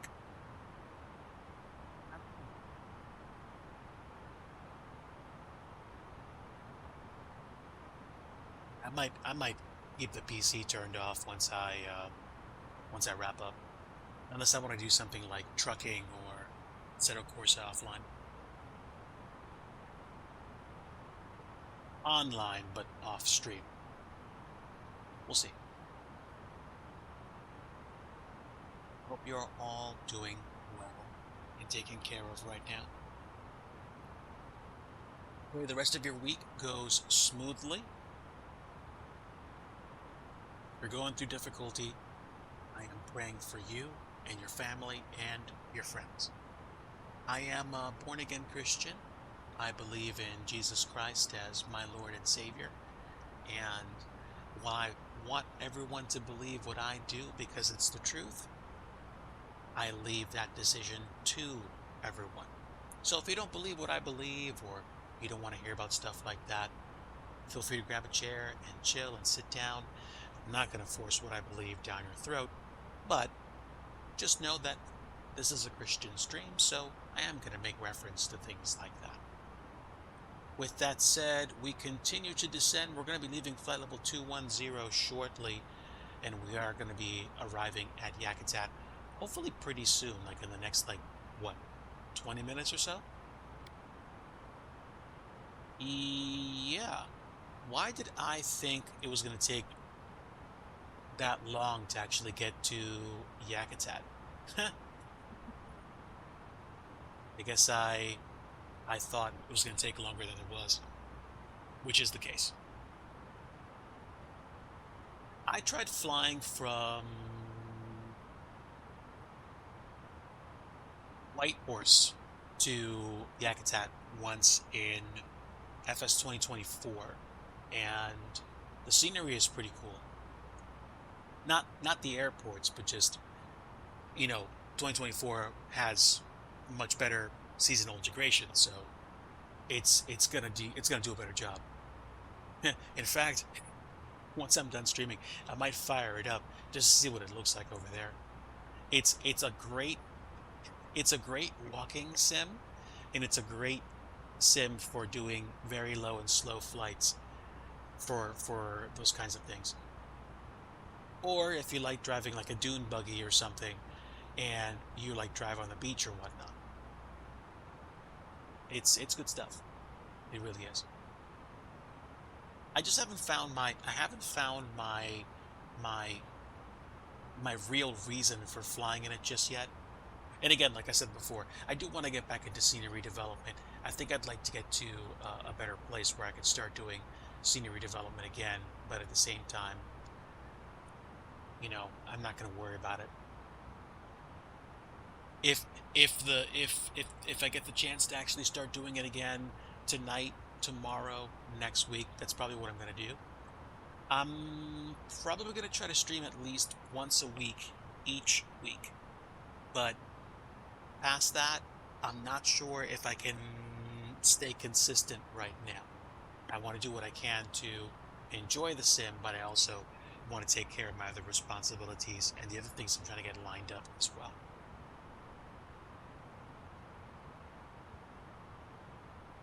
With that said, I'm usually on someone's stream most weeknights.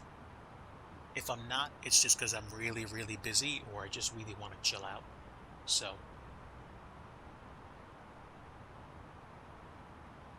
is what it is.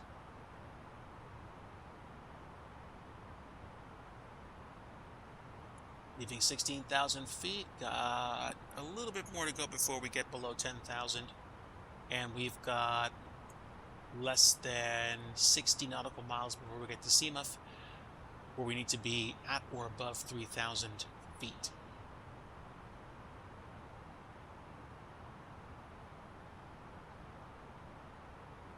So we are aggressive on our, well, we're descending faster because we're below speed on the profile. But I think we're doing pretty good. We're going to go straight in runway 29er.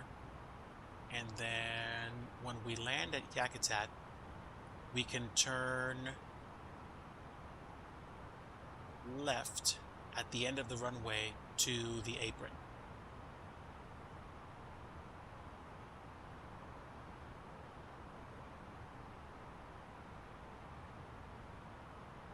Okay, so it does look like there's actually, I think, an Air National Guard division there. And they actually close taxiways Alpha 1 and Charlie during air carrier operations. Probably Apron B is where they have their contingent, and Apron A is where we're going.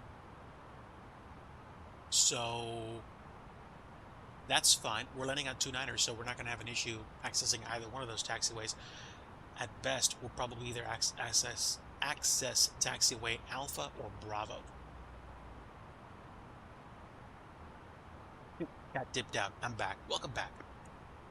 We are on our way into Yakutat. We are going to be getting to 12,000 feet very shortly.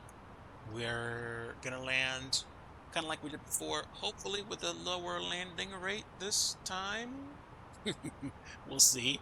I mean, I did manually put it down with the exception of the auto throttle, but this approach should be better.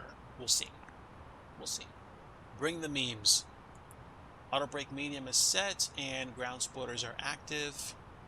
So, yeah. Idle thrust. Let's go.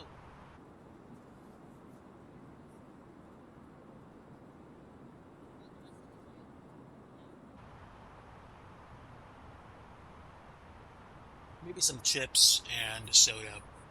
Bring those down. I don't know. I got both, so that should be fun.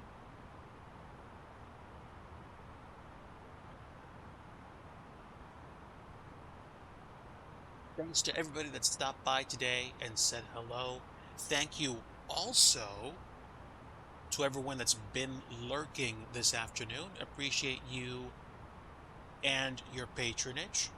Thank you for stopping by and hanging out and keeping me on as you go about your business today. We're approaching 10,000 feet. Let's get those landing lights on.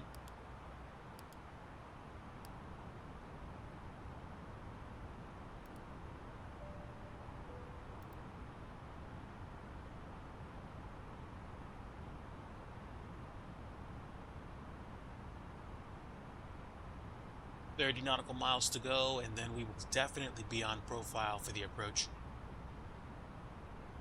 I think I can just make the coast out right here.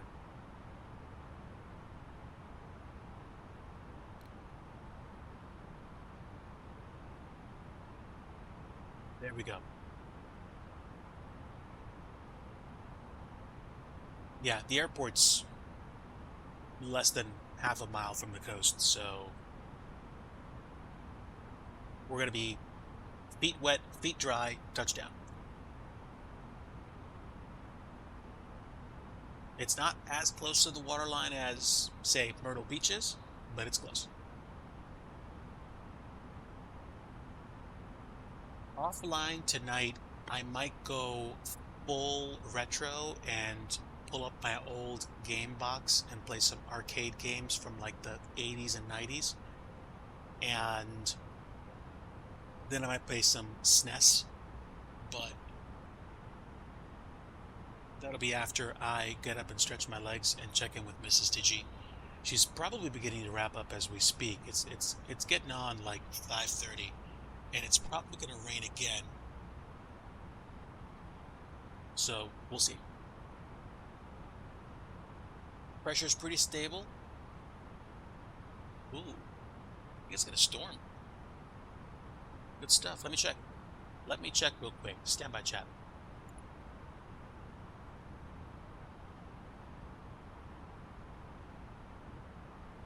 Six.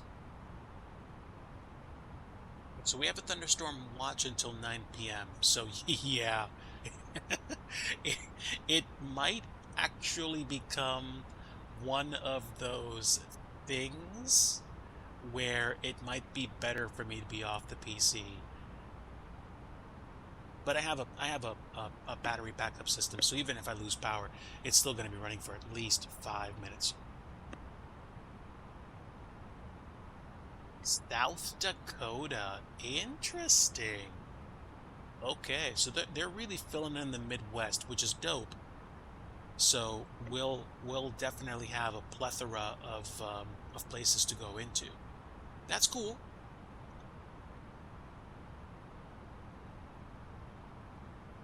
I look forward to seeing Louisiana, Alabama, Georgia, and Florida. They did show off the Corn Palace.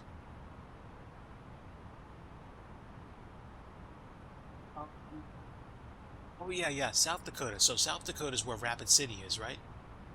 Yeah, Rapid City. Grand Rapids is Michigan. Sorry.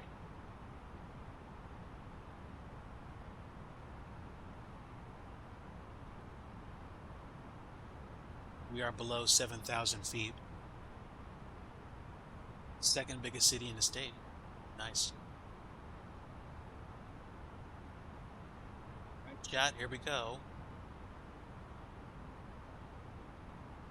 30 nautical miles, and we're 6,500 feet. We're on our way in. Good stuff. Again, a big thank you to everyone that stopped by and paid me some mind. Hopefully we'll have a much better landing this time.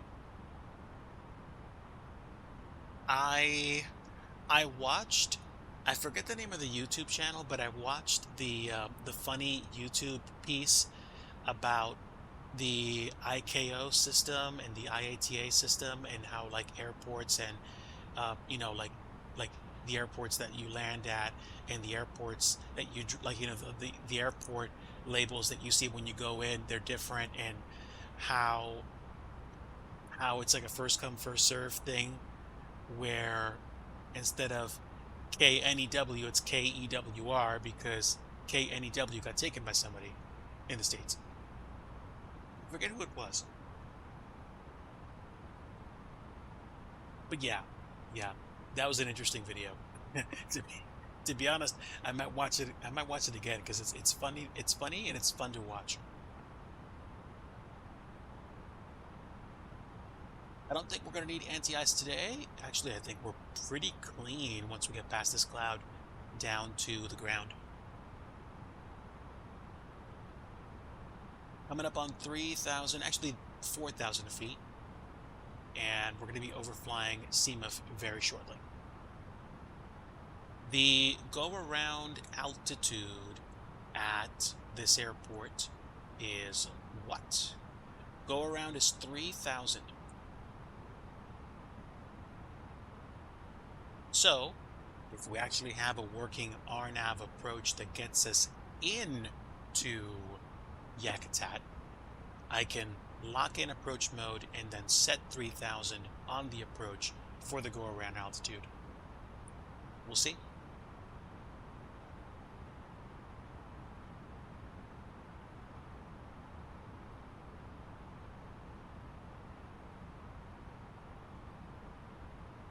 Sioux City, KSUX.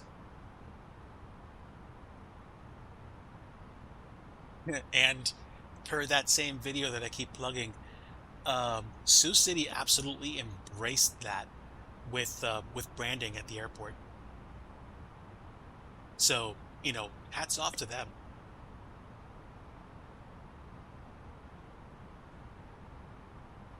Okay, 3,000 feet. Let me reach for my controller. Yes, I said controller, not flight stick. I'm having fun with the gamepad. Judge me.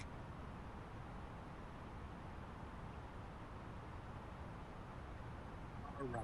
Let's get the radar down.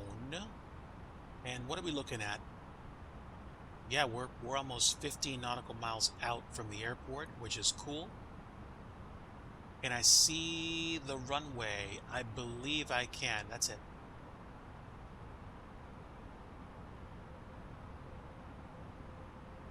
Yeah. Like I said, I think they've really just embraced it. 2,500.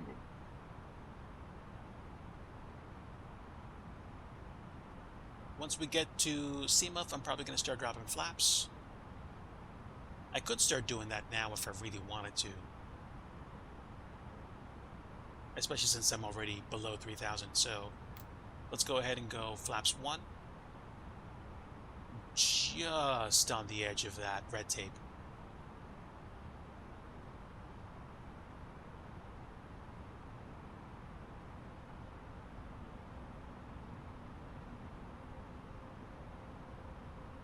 Lots of greenery.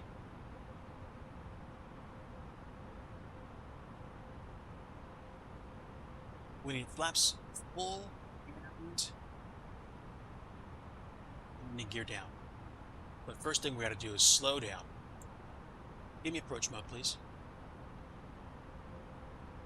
No approach mode again. How about localizer? Yeah, no approach mode. The RNP does not work for this. I don't know. I don't know why.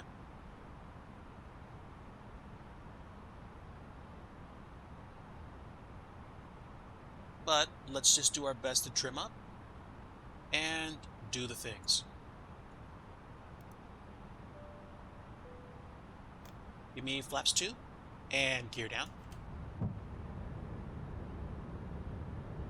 Auto brake medium.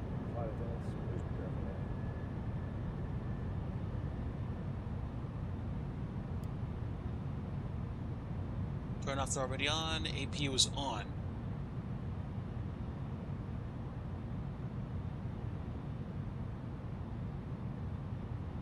Give me flaps 3, please. And full.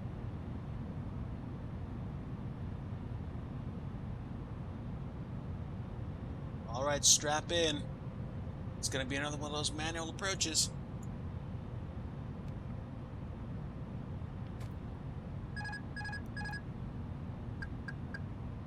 Bring on the memes.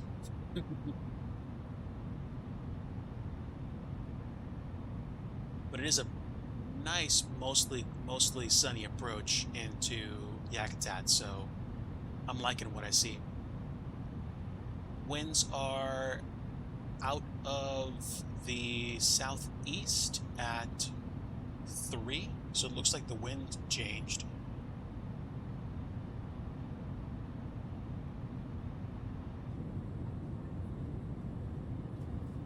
Nice shore.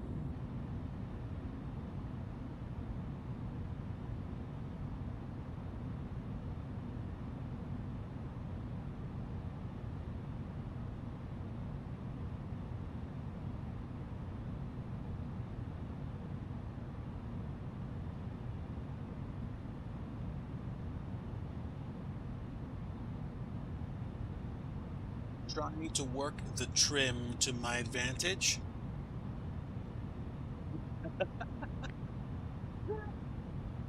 Let's go. Hopefully we won't need to use either of them.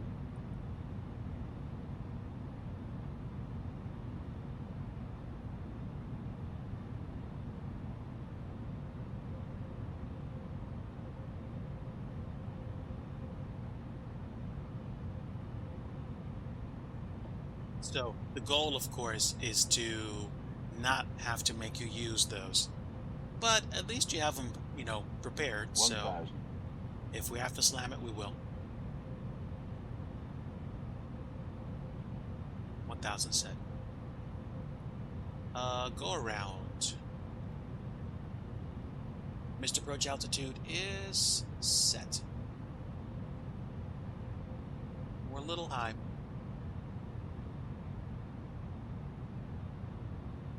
Wind changed a bit. Now it's coming out of the southwest. Excuse me, southwest.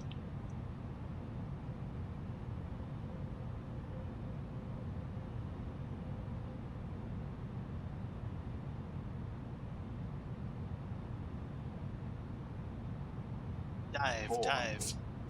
Full flaps though, so we're set to go. Gear is down. Minimum. Continue.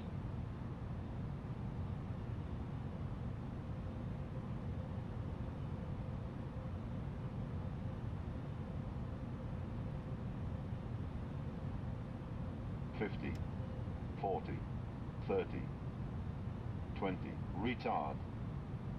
10, 5. Alright. Cool. That was way nicer than the other one.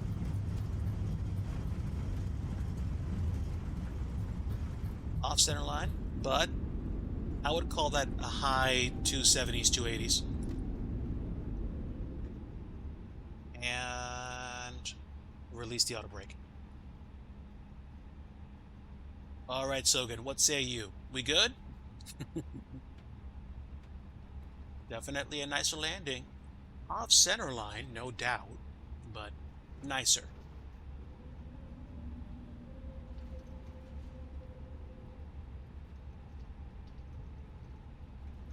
Listen, we only give one free chiropractic adjustment on each stream.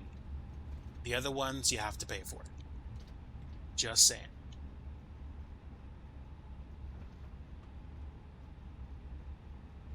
Alright.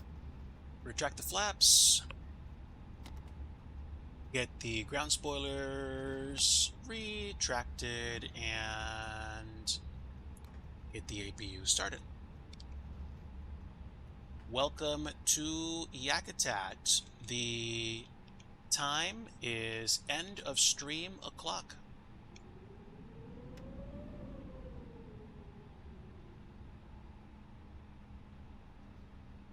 All right, another wonderful default airport as we wrap up our surprise soiree. Hopefully everybody had a good time.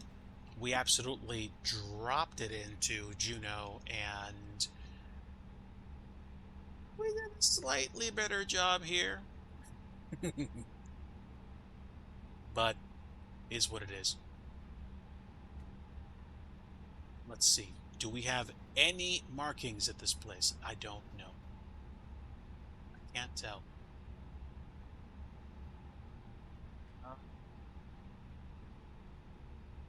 You know what, dude? You're gonna be my marker for parking. Oh, look at that. Yeah. Guiding me in everything.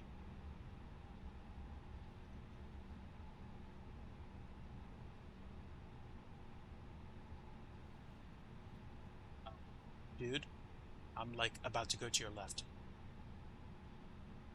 And stop. Cool. Alright, wonderful. So, APU is available. It is running. Let's get the wing, strobe, turn-offs, all these lights off. And that's it.